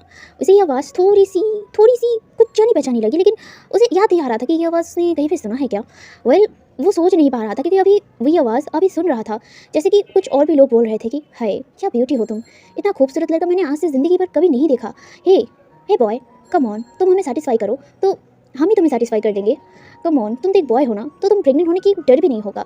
और बस एक नाइट ही तो है, बस 1 नाइट, ओनली 1 नाइट हमें प्लेजर दे दो और उसके बाद तुम जा सकते हो। ये सुनकर वो दूसरा पर्सन का आवाज़ आता है, देखो मैं वैसा कोई लड़का नहीं हूँ। तो तुम मुझसे दूर रहो, देखो दूर रहो। ये कहकर वो पर्सन पीछे जाने लगा था और उसके सामने अभी तकरीबन 4 लोग थे जो उसे बदतमीज़ी कर रहे थे और उसे छूने की कोशिश कर रहा था, उसे टच करने की कोशिश कर रहा था। और वो लड़का जिसका फेस अंधेरे की वजह से दिखाई नहीं दे रहा था, वो उनसे दूर जा रहा था और उनके हाथों को वो अपने बॉडी से हटाने की कोशिश कर रहा था। वो लोग तकरीबन मतलब जो 4 लोग थे वो उस पर्सन को मतलब घेर कर खड़े थे एंड वो पर्सन बीच में था और वो उन लोगों के हाथों को उनसे हटा रहा था और वहाँ से जाने की कोशिश कर रहा था। लेकिन वो पर्सन लोगों मतलब जो लोग वहाँ पे थे ना, वो लोग उसको एकदम घेर के रखे थे, तो वो नहीं जा पा रहा था। तो वो ना हेल्प मांगने की कोशिश करने लगा, वो चिल्लाने लगा, वो बोलने लगा, प्लीज़ कोई आके हेल्प करो, मुझे मुझे मुझे मदद करो। ये कहकर वो चिल्लाने लगा। लेकिन वो पूरा जो एरिया था ना एकदम मतलब खाली हो चुका था, क्योंकि ऑब्वियसली रात हो गया था और अभी ना डार्कनेस बढ़ गया था पूरा जगह पे। तो वहाँ पे ना कोई लाइट भी नहीं चल रहा था, इस टाइम लाइट ऑन नहीं था कोई भी जगह पे, तो उस वजह से वहाँ पे कोई रोशनी दिख नहीं रहा था। तो उस वजह से वहाँ पे कोई नहीं था, तो उसकी आवाज़ सुनने के लिए कोई था ही नहीं, तो उसकी आवाज़ देना बेकार ही था। जो चीज़ उसी मतलब जो बंदे थे ना उनमें से एक ने कहा, आवाज़ देकर कोई फ़ायदा नहीं बेब्स, यहाँ पे कोई नहीं है तुम्हें बचाने के लिए। देखो हमारी बात मान लो, जस्ट 1 नाइट स्टैंड ही तो है ना, अगर तुम एक साथ नहीं तो एक एक करके सबको सेटिस्फाई करो, उसके बाद चले जाओ बेब्स, जस्ट एन्जॉय ना, आज का तो चलता रहता है। और वैसे भी गे सेक्स उतना ज़्यादा पेनफुल नहीं होता, तो हम लोग कर सकते हैं। ये कहकर वो बहुत ही अश्लील तरीके से, आई मीन बहुत ही वियर्ड तरीके से उसे टच करने की कोशिश करने लगा था। इस चीज़ से उस पर्सन को बहुत ज़्यादा मतलब घिन आ रहा था। वो उन लोगों के हाथ को मतलब स्लैप मार के हटा रहा था और वो बोल रहा था, छोड़ो मुझे, मुझे जाने दो, मैं ये सब कुछ नहीं करता हूँ, मैंने बताया है ना, मैं वो सब लड़कों में नहीं हूँ, मुझे जाने दो, मैं यहाँ से जाना चाहता हूँ, प्लीज़ मुझे जाने दो। ये कहकर वो अब रोने लगा, वो रो रहा था और वो बोल रहा था, प्लीज़ प्लीज़ मुझे छोड़ दो। यहाँ पे वो लोग हंस रहे थे, आई मीन वो 4 लोग हंस रहे थे और बोल रहे थे, ओ देखो ना ये क्यूट बेब्स, कितना ज़्यादा क्यूट लग रहा है रोते हुए, इतना क्यूट किया है ये, वैसे अच्छा खासा मिल गया है हमें, आज तो मज़े ही होंगे। ये कहकर वो चारों ही हंसने लगा था और इस चीज़ से उस पर्सन को बहुत ज़्यादा डर लग गया था, बहुत ज़्यादा। वो डरते हुए बोल रहा था, प्लीज़ प्लीज़ मुझे छोड़ दो, कहाँ है आप, प्लीज़ मुझे बचाइए। ये कहकर वो किसी को जैसे बुलाने की कोशिश कर रहा था। ये सुनकर उनमें से एक पर्सन कहता है, कौन, तुम किसे बुला रहे हो बेब्स, कम ऑन, हमें बताया ना कि यहाँ पे कोई नहीं है बेब्स, चलो अब बहुत हो गया और बहुत नौटंकी हो गया, तो अब बस बहुत हो गया, चलो अब शुरू करते हैं। ये कहकर वो उन चारों में से एक की तरफ देखते हुए कहता है, पहले कौन करेगा, अच्छा पहले मैं करता हूँ, उसके बाद तुम लोग करना, ठीक है। ये कहकर वो उस लड़के की तरफ जाने लगा। ये देखकर वो पर्सन जो बहुत ज़्यादा डर गया, वो उनसे पीछे जाने की कोशिश करते हुए कहता, प्लीज़ ऐसा मत करो, मुझे छोड़ दो, प्लीज़ प्लीज़ ऐसा मत करो, मुझे जाने दो, मुझे जाने दो। ये कहकर वो पर्सन रोने लगा और उसने मतलब अपनी आंखों को टाइटली बंद कर लिया, क्योंकि वहाँ पे उसके जाने का कोई रास्ता नहीं था, चारों तरफ से उसे घेर लिया गया था, वो पीछे जा भी नहीं पा रहा था और सामने वो जाना नहीं चाहता था। वो अपने आप को ने एकदम टाइटली सिकोड़ लिया था, टाइटली, और वो सिकोड़ करना एकदम अपने आंखों को टाइटली बंद कर लिया और वो बस बोलने लगा, प्लीज़ ऐसा मत करो, प्लीज़ आप कहाँ हैं, प्लीज़ मुझे मदद कीजिए, प्लीज़ प्लीज़ मैं ये नहीं चाहता, प्लीज़ हेल्प कीजिए, प्लीज़ आप कहाँ हैं, प्लीज़ मुझे बचाइए। ये वो बोले जा रहा था, मतलब लगातार बोले जा रहा था और वो रोए जा रहा था बहुत ज़ोर ज़ोर से, मतलब वो बहुत इमोशनल हो गया था, बहुत टूट गया था, बहुत ज़्यादा हार्ट ब्रोकन हो गया था और उसकी वो सारी चीज़ें ना उसकी वॉइस में एकदम दर्द छलक रही थी। वो इतना ज़्यादा रो रहा था, जहाँ पे वो पर्सन जो उसे टच करने वाला था, आई मीन जस्ट उसे छू था, और दूसरी तरफ वो पर्सन ने अपने आंखों को बहुत टाइटली बंद कर लिया था। लेकिन सडनली ही एक बहुत तेज़ सा आवाज़ आया था, जैसे कि कोई चीज़ को एकदम बहुत ज़ोर से फेंका गया हो। और ये एक आवाज़ आने के बाद लगातार 3-4 और ऐसे ही आवाज़ आते हैं, मतलब जैसे कि बहुत ज़ोर ज़ोर से कोई चीज़ को फेंका जा रहा था, आई मीन कोई चीज़ को पटका जा रहा था। ये चीज़ उस पर्सन को आ रही थी आवाज़, लेकिन वो रोने में बहुत बिजी था, क्योंकि वो बहुत ज़्यादा इमोशनल, बहुत ज़्यादा डर चुका था, उसकी पूरी बॉडी काँप रही थी, तो वो रो रहा था बहुत ज़ोर ज़ोर से। एंड वो रोते हुए वो आवाज़ें सुन रहा था, जैसे कि कोई चीज़ जैसे मतलब बहुत ज़ोर ज़ोर से फेंका जा रहा हो। पर क्या अब इसके माइंड में वो सब कुछ नहीं आ रहा था, वो तो अभी सिसकने में बिजी था, वो सिसक रहा था, वो धीरे धीरे खुद को शांत करने की कोशिश कर रहा था, लेकिन वो कर नहीं पा रहा था। और ऊपर से उसे कोई टच फील नहीं हो रहा था, जैसे वो पर्सन उसके पास आने वाला था, उसे छूता, उसे गंदे तरीके से छूता, लेकिन वो गंदा वाला टच उसे फील नहीं हो रहा था। वो अभी भी सिसकते हुए यही सब कुछ सोच रहा था कि तभी उसे कोई और ज़ोर से चीखने की आवाज़ आता है, जैसे कोई चीज़ बहुत ज़ोर से, आई मीन कोई पर्सन बहुत ज़ोर से दर्द से चिल्लाया हो। लेकिन वो आवाज़ थोड़ी देर के लिए था, थोड़ी देर में ही वो आवाज़ एकदम शांत हो गया, वो जगह एकदम पिन ड्रॉप साइलेंट बन गया। वो पर्सन अभी भी सिसक रहा था, अभी यहाँ पे बस उस पर्सन की सिसकने की आवाज़ें आ रही थी, जो भी रोए जा रहा था, बहुत बुरी तरीके से रोए जा रहा था। जहाँ पे उस साइलेंट जगह में इस पर्सन की रोने की आवाज़ हो रही थी और वो अपने रोने को कंट्रोल भी नहीं कर पा रहा था। वो पर्सन इतना ज़्यादा डर चुका था। सडनली ही उस पर्सन को कोई चीज़ महसूस होता है अपने पीछे, जैसे कि कोई चीज़ उसके पीछे खड़ा हो या फिर दीवार। वो पर्सन समझ नहीं पा रहा था, लेकिन वो अभी जितना ज़्यादा घबराया हुआ था ना, वहाँ पे ऑलरेडी ठंड था, क्योंकि वो बीच था, तो वहाँ पे हवा बहुत ज़्यादा ठंड था, तो अभी वो ठंड उसे महसूस हो रहा था। और ऊपर से वो इतना ज़्यादा डर चुका था कि वो उस दीवार पे ना एकदम लग चुका था, अपने आप एकदम लगा चुका था उस दीवार पे। वो ना उस दीवार की मतलब कुछ भी चीज़ को पकड़ के रखा था, अब ये क्या था उसे नहीं पता। वो बस उस दीवार की उस चीज़ को पकड़ कर ना अपना सिर उसी दीवार पे रख दिया, उसी दीवार पे रख कर ना वो रोने लगा। वो रोते हुए बोल रहा था, मुझे बचाओ कोई, मुझे कोई बचाओ, मुझे प्लीज़ कोई टच टच मत करो प्लीज़, मुझे कोई टच मत करो, मुझे बचाइए प्लीज़, कोई मुझे बचाइए। ये वो बहुत सिसकते हुए बोल रहा था, जहाँ पे उसकी बातें बहुत ज़्यादा अटक रही थी और साथ ही साथ ब्रोकन भी थी। आई मीन उसकी शब्द उल्टे सीधे आ रहे थे, वो ठीक से आवाज़ नहीं दे पा रहा था क्योंकि वो इतना ज़्यादा रो चुका था। तो वो ना बस दीवार पे लगकर ना ऐसे ही ना अपना सिर टिका दिया था और वो अभी भी सिसक रहा था। लेकिन सडनली उसे फील होता है, आई मीन उस पर्सन को फील होता है कि वो उसका पैर अभी ज़मीन पे नहीं है। आई मीन उसका पैर एकदम ही ज़मीन पे नहीं है। ये फील उसे हुआ और वो शॉक हो गया, उसका पैर ज़मीन पे नहीं है या फिर वो अभी रोते हुए सपना देख रहा है। आई मीन उस इडियट को ये लग रहा था। तो वो पर्सन अभी अपने आंखों को ठीक से ओपन करने लगा क्योंकि वो रो चुका था और उसकी आंखें एकदम फूल ही चुकी थी। तो ना वो अपनी वही फूली आंखों को ना ओपन किया और अपनी आंखों को साफ भी किया एंड साफ करके वो जिस चीज़ को पकड़ के रखा था ना, वो उस चीज़ की तरफ देखा। अंधेरे की वजह से अभी भी वो उस चीज़ को ठीक से नहीं देख पा रहा था, लेकिन अभी जब वो चांद का रोशनी आ रहा था ना, तो अब जाके उसे रियलाइज़ हुआ कि ये कोई दीवार नहीं था। आई मीन ये एक इंसान था। आई मीन वो जिसे दीवार समझ रहा था वो एक इंसान था और अभी उसका पैर ज़मीन पे नहीं है क्योंकि उस पर्सन ने उसे गोद में उठा लिया था। ये देखकर तो वो पर्सन बहुत ज़्यादा डर गया, बहुत ज़्यादा। वो इतना ज़्यादा डर गया ना, वो मुँह से चिल्लाने वाला था कि तभी एक पर्सन ने कहा, शट अप योर माउथ। ये आवाज़ जब उस पर्सन ने सुना वो एकदम शांत हो गया और वो शांत होकर शॉकिंग के साथ उस पर्सन की तरफ देखने लगा। हालांकि वो उस पर्सन का चेहरा नहीं देख पा रहा था, लेकिन वो ये आवाज़ पहचान गया। और जब उसे ये आवाज़ पहचान में आया ना, वो कोई आए ना दिखा ताए, वो डायरेक्ट अपने दोनों हाथों को उस पर्सन के नेक पे एकदम टाइटली रब कर लिया, आई मीन रैप कर लिया। और वो ना अपना फेस उस पर्सन के नेक पे रखकर रोने लगा और वो रोते हुए कहता है, हस्बैंड आप आ गए हैं, अब आप कहाँ थे? देखिए वो लोग मुझे परेशान कर रहे थे, वो लोग मुझे गंदे तरीके से छूने वाले थे, अब आप कहाँ थे? वो लोग मुझे बहुत गंदे तरीके से छूने वाले थे, मुझे बचाइए उनसे, प्लीज़ मुझे बचाइए। ये कहकर वो पर्सन रोने लगा। एंड ये सुनने के बाद हाँ, उस पर्सन का हस्बैंड जो ये सुना और उसके बाद वो उसे टाइटली पकड़ लिया और उसे एकदम गोद में ब्राइडल स्टाइल में लेकर वहाँ से चलने लगा। एंड वो पर्सन भी इतना ज़्यादा डरा हुआ था कि वो टाइटली बस अपने हस्बैंड को पकड़ के अपना फेस अपने हस्बैंड के नेक पे रख दिया था। वो बहुत ज़्यादा काँप रहा था, लेकिन वो धीरे धीरे शांत भी हो रहा था अपने हस्बैंड के बाहों में। एंड वो लोग चलने लगे थे धीरे धीरे करके, मतलब थोड़ा रोशनी की तरफ वो लोग चल रहे थे। एंड जब वो लोग थोड़ा थोड़ा करके रोशनी की तरफ आए, तब जाके जो पर्सन अभी अपने हस्बैंड के गोद में था, वो धीरे धीरे करके अपनी आंखों को ओपन किया। जो वो अभी अपनी आंखों को बंद करके टाइटली अपने हस्बैंड के बाहों पर रो रहा था, वो अपने आंखों को ओपन किया और अपने सामने अब भी अपने हस्बैंड को देखा, जो बहुत ज़्यादा हैंडसम था। पर उस हैंडसम फेस में कहीं ना कहीं गुस्सा था और ये चीज़ वो पर्सन समझ गया था। वो अपने हस्बैंड के फेस को गौर से देखने लगा था। उसका फेस बहुत ज़्यादा शार्प, बहुत ज़्यादा स्मूथ, एकदम वाइट और बहुत ज़्यादा हैंडसम था। वही गोल्डन आइज़, वही शार्प जॉ लाइन, वही शार्प नोज़ और वही लिप्स जो बहुत ज़्यादा खूबसूरत था। वो पर्सन बस अपने हस्बैंड को निहारे जा रहा था। एंड ये चीज़ जैसे कि उसके हस्बैंड भी समझ गए थे, वो भी अपनी नज़रों को उसी तरफ किया जिस तरह से उसे वो नज़रें फील हो रही थी। तो वो जिसकी नज़र डायरेक्ट एकदम अपनी गोद में रखे हुए उसी पर्सन की लिप्स की तरफ गया था। उसकी वो लिप्स, उसके लिप्स के नीचे वो मोल, पता नहीं क्यों वो चीज़ उसकी नज़रों में पहले आया।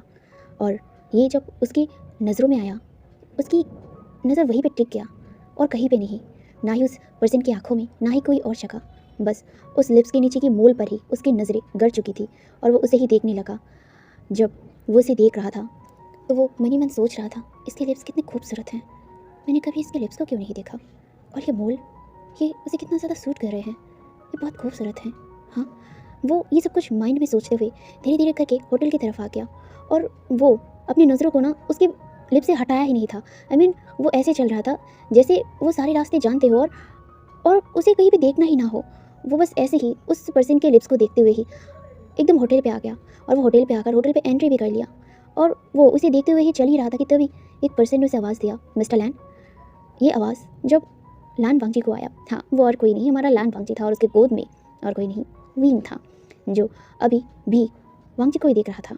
जहाँ पे लान वांगजी जब अपने होश में आया तो वो उस पर्सन की तरफ देखा जिसने उसे बुलाया। वहाँ पे एक स्टाफ था जो उसे ग्रीट करते हुए कहता है, आप लोगों की डिनर रेडी है, क्या आप लोग यहाँ के डिनर करेंगे या फिर हम रूम पे भिजवा दें। ये सुनकर जो लान वांगजी था, लान वांगजी विंग की तरफ देखा और उसकी तरफ देखते हुए वो अपने सिर को नोट करते हुए कहता है, हमारा डिनर हमारे रूम पे दे दीजिएगा। ये कहकर वो उसे लेकर डायरेक्ट एलिवेटर पे आ गया। वो भी विंग को अपने गोद में ही लेके रखा था और वो उसे गोद में लेकर ही एलिवेटर पे उठ चुका था एंड एलिवेटर ऊपर जाने लगा उनके फ्लोर तक। वो दोनों अभी भी एकदम साइलेंट थे, किसी ने भी कुछ नहीं कहा था, ना वांगजी ने कुछ कहा था, ना विंग ने कुछ कहा था। वो दोनों ही एकदम शांत थे और विंग ने मतलब अपनी नज़रों को अभी नीचे झुका लिया था, क्योंकि उसे बहुत ज़्यादा एम्बैरेसिंग फील हो रहा था कि वो क्या कहे। इसीलिए वो अपना सिर झुका लिया था और चुपचाप अपना फेस वांग जी के चेस्ट पे रख दिया था और वो बस चुपचाप था। वो लोग डायरेक्ट अपने रूम पे आते हैं। रूम पे आते ही वांग जी जो उसे एकदम बेड पर बैठा दिया और बेड पे बैठाने के बाद वो उसी के साथ ही बैठ चुका था। वो दोनों ही एकदम साइलेंट बैठे हुए थे, किसी ने कुछ नहीं कहा। कुछ देर बाद उन लोगों के लिए डिनर आ गया था। डिनर आने के बाद ही वांग जी जो डिनर को विंग के सामने रखा, लेकिन विंग की अभी भी बॉडी थोड़ी थोड़ी करके काँप रही थी, क्योंकि जो वो एक्सपीरियंस किया था वो ज़िंदगी में पहली बार था उसके लिए। तो वो मतलब अपनी बॉडी की जो मतलब वाइब्रेशन था वो रोक नहीं पा रहा था। उसका पूरा बॉडी ना काँप रही थी। वो अपनी कपकपाने की चीज़ को रोक नहीं पा रहा था और ये चीज़ शायद लान वांगजी ने भी देखा। ये देखकर वो बस शाय किया और उसके बाद वो डिनर का जो प्लेट था उसे अपने हाथ में लिया। वो खाने का प्लेट हाथ में लेकर वो धीरे से उसे खिलाने लगा। ये देखकर तो विंग एकदम शॉक ही हो गया था, पर उसने कुछ नहीं कहा। वो भी साइलेंटली खाने लगा। वो खाना खाते हुए बस वांग जी की तरफ देखने लगा। वांग जी जिस तरह से उसे बहुत केयर के साथ खिला रहा था। वांग जी ऐसा भी है, विंग अभी भी अपने हस्बैंड को नहीं जानता है ठीक से, पर उसका ये केयर उसे बहुत अच्छा लग रहा था। जिस तरह से वो जो गर्म फूड को फूंक मार के उसे ठंडा करके उसे खिला रहा था, बहुत प्यारी तरीके से विंग भी उसे खा रहा था, बहुत एंजॉय करते हुए। उसके स्टमक में जैसे हज़ारों बटरफ्लाई उड़ रहे थे, क्योंकि लान वांग जी उसके पास बैठा था उसके साथ। और लान वांग जी की फ्रेग्रेंस भी उसे महसूस हो रही थी, सैंडलवुड की। वो सैंडलवुड का परफ्यूम लगाता है और ये उसे सूट भी करता होगा। विंग के माइंड में ना जाने कितने थॉट्स आ रहे थे। उसके माइंड से ना वो सारी चीज़ें जो अभी अभी उसके साथ हुआ था वो सारी चीज़ें चली जा रही थी। उसके सामने अभी सिर्फ लान वांग जी ही आ रही थी और लान वांग जी का वही हैंडसम सा फेस आ रहा था जो उसे बहुत केयर के साथ खाना खिला रहा था। विंग के फेस में एक प्यारा सा स्माइल आ गया था। वो स्माइल करते हुए बस खाना खा रहा था और वांग जी बस उसे देखकर उसे खिलाया जा रहा था। कुछ देर तक उसे खाना खिलाया और उसके बाद वो विंग का मुंह अपने हाथों से साफ किया। जब वांग जी के हाथ विंग के लिप्स पे टच हुए विंग का, तो पूरा बॉडी ही एकदम मतलब शिवर कर उठा था। और शायद उसी तरीके से वही शिवरन वांग जी की बॉडी पे भी हुआ था। ये विंग को लगा, क्योंकि जब वांग जी ने विंग का लिप्स टच किया, ठीक उसी तरह ही उसका हाथ भी थोड़ी देर के लिए एकदम काँपा था। थोड़ा सा काँप गया था। ये वांग जी की तरफ देखकर विंग समझ पाया। वो बस उसे देखने लगा। वांग जी ने कुछ देर तक अपने हाथ को उसी के लिप्स पे रखा था, एकदम उसी के वो मूल की तरफ। पर कुछ देर में वो अपना हाथ हटा लिया और वो उसे हटाने के बाद अपना फेस भी उसके फेस की तरफ से दूसरी तरफ कर लिया और वो उसे कहा, तुम्हें अभी सो जाना चाहिए। ये कहकर वो वहाँ से उठ गया और वो उठकर खांसते हुए कहा, मुझे थोड़ा सा काम है, मैं बाहर जा रहा हूँ, तुम सो जाना। ये कहकर वो वहाँ से उठा और वो उठकर वहाँ से बाहर निकल गया जल्दी में। मतलब वो एकदम जल्दी में बाहर निकल गया था। विंग बस ब्लिंक करते हुए उसे जाते हुए देखा। क्या हुआ उसे? क्या हुआ हस्बैंड को? वो ठीक है? वो यही सोच रहा था, लेकिन वो अपना हाथ अपने लिप्स पे रखा, वही जगह पे जिस जगह पे अभी उसका हस्बैंड का लिप्स था। उसके फेस पे ना एक ऑटोमेटिकली स्माइल आ गया। वो स्माइल करते हुए एकदम बेड पर लेट गया। वो लेट कर अभी भी अपने हाथ को अपने लिप्स पे फहरा रहा था, जिस जगह पे अभी अभी उसके हस्बैंड का हाथ था। विंग को बहुत ज़्यादा ही ना शर्म आ रहा था। उसे बहुत ज़्यादा अच्छा भी लग रहा था। वो अभी भी अपने हस्बैंड को इतनी अच्छी तरीके से नहीं जानता, लेकिन फिर भी कहीं ना कहीं उसके लिए थोड़ा थोड़ा फीलिंग तो आ ही रहा था उसे। वो ये सोचकर बेड पर रोल किए जा रहा था। वो ब्लैंकेट को अपने ऊपर रैप किया और वो बस अपना हाथ उसके लिप्स पे रखा और वो स्माइल करता रहा एक टीनेज बच्चे की तरह। उसे अभी भी समझ नहीं आ रहा था कि ये कैसा फीलिंग है, बट ये फीलिंग उसे बहुत अच्छा लग रहा था। वो बस डोर की तरफ देखकर यही सब कुछ सोचकर अपनी आंखों को बंद किया और अपने हाथ को अभी भी अपने लिप्स पे रखकर स्माइल करता रहा। यहाँ से उनकी प्यार की शुरुआत हो चुकी थी। हे एवरीवन, आज का पार्ट यहीं पे रखता हूँ। देख सकते हो बैकग्राउंड पे बहुत नॉइज़ है, बहुत ज़्यादा माइकिंग हो रहा है, तो मैं आज का पार्ट यहीं पे रख रहा हूँ। बीच में ही रोक रहा हूँ अननेसेसरीली, बट कल का पार्ट ये लास्ट पार्ट होगा और देखते हैं इन दोनों की लव स्टोरी कैसे चलता है। ठीक है, मैरिज के बाद प्यार कैसे आगे बढ़ता है और क्या से पता चलेगा वांग जी को कि जिस कंपनी के बारे में वो इतना ज़्यादा ईगरली मीटिंग करने के लिए बिजी है वो किसका कंपनी है और वो मतलब सीईओ कौन है। तो मिलेंगे हम लोग इसके नेक्स्ट पार्ट में और बहुत जल्दी अपलोड होगा। और डोंट वरी, ये बहुत स्वीट सा स्टोरी है। ठीक है, और ज़्यादा बात नहीं करूँगी। देखो कितना वॉइस आ रहा है बाहर से बैकग्राउंड से, तो इसे इग्नोर करो। तो एफएफ को एंजॉय करो। कल इसका लास्ट पार्ट आएगा, डोंट वरी, मैं गैप नहीं दूंगा। ठीक है, तो जल्दी जल्दी कमेंट करना, लाइक करना और सब्सक्राइब करना। तब तक के लिए बाय बाय।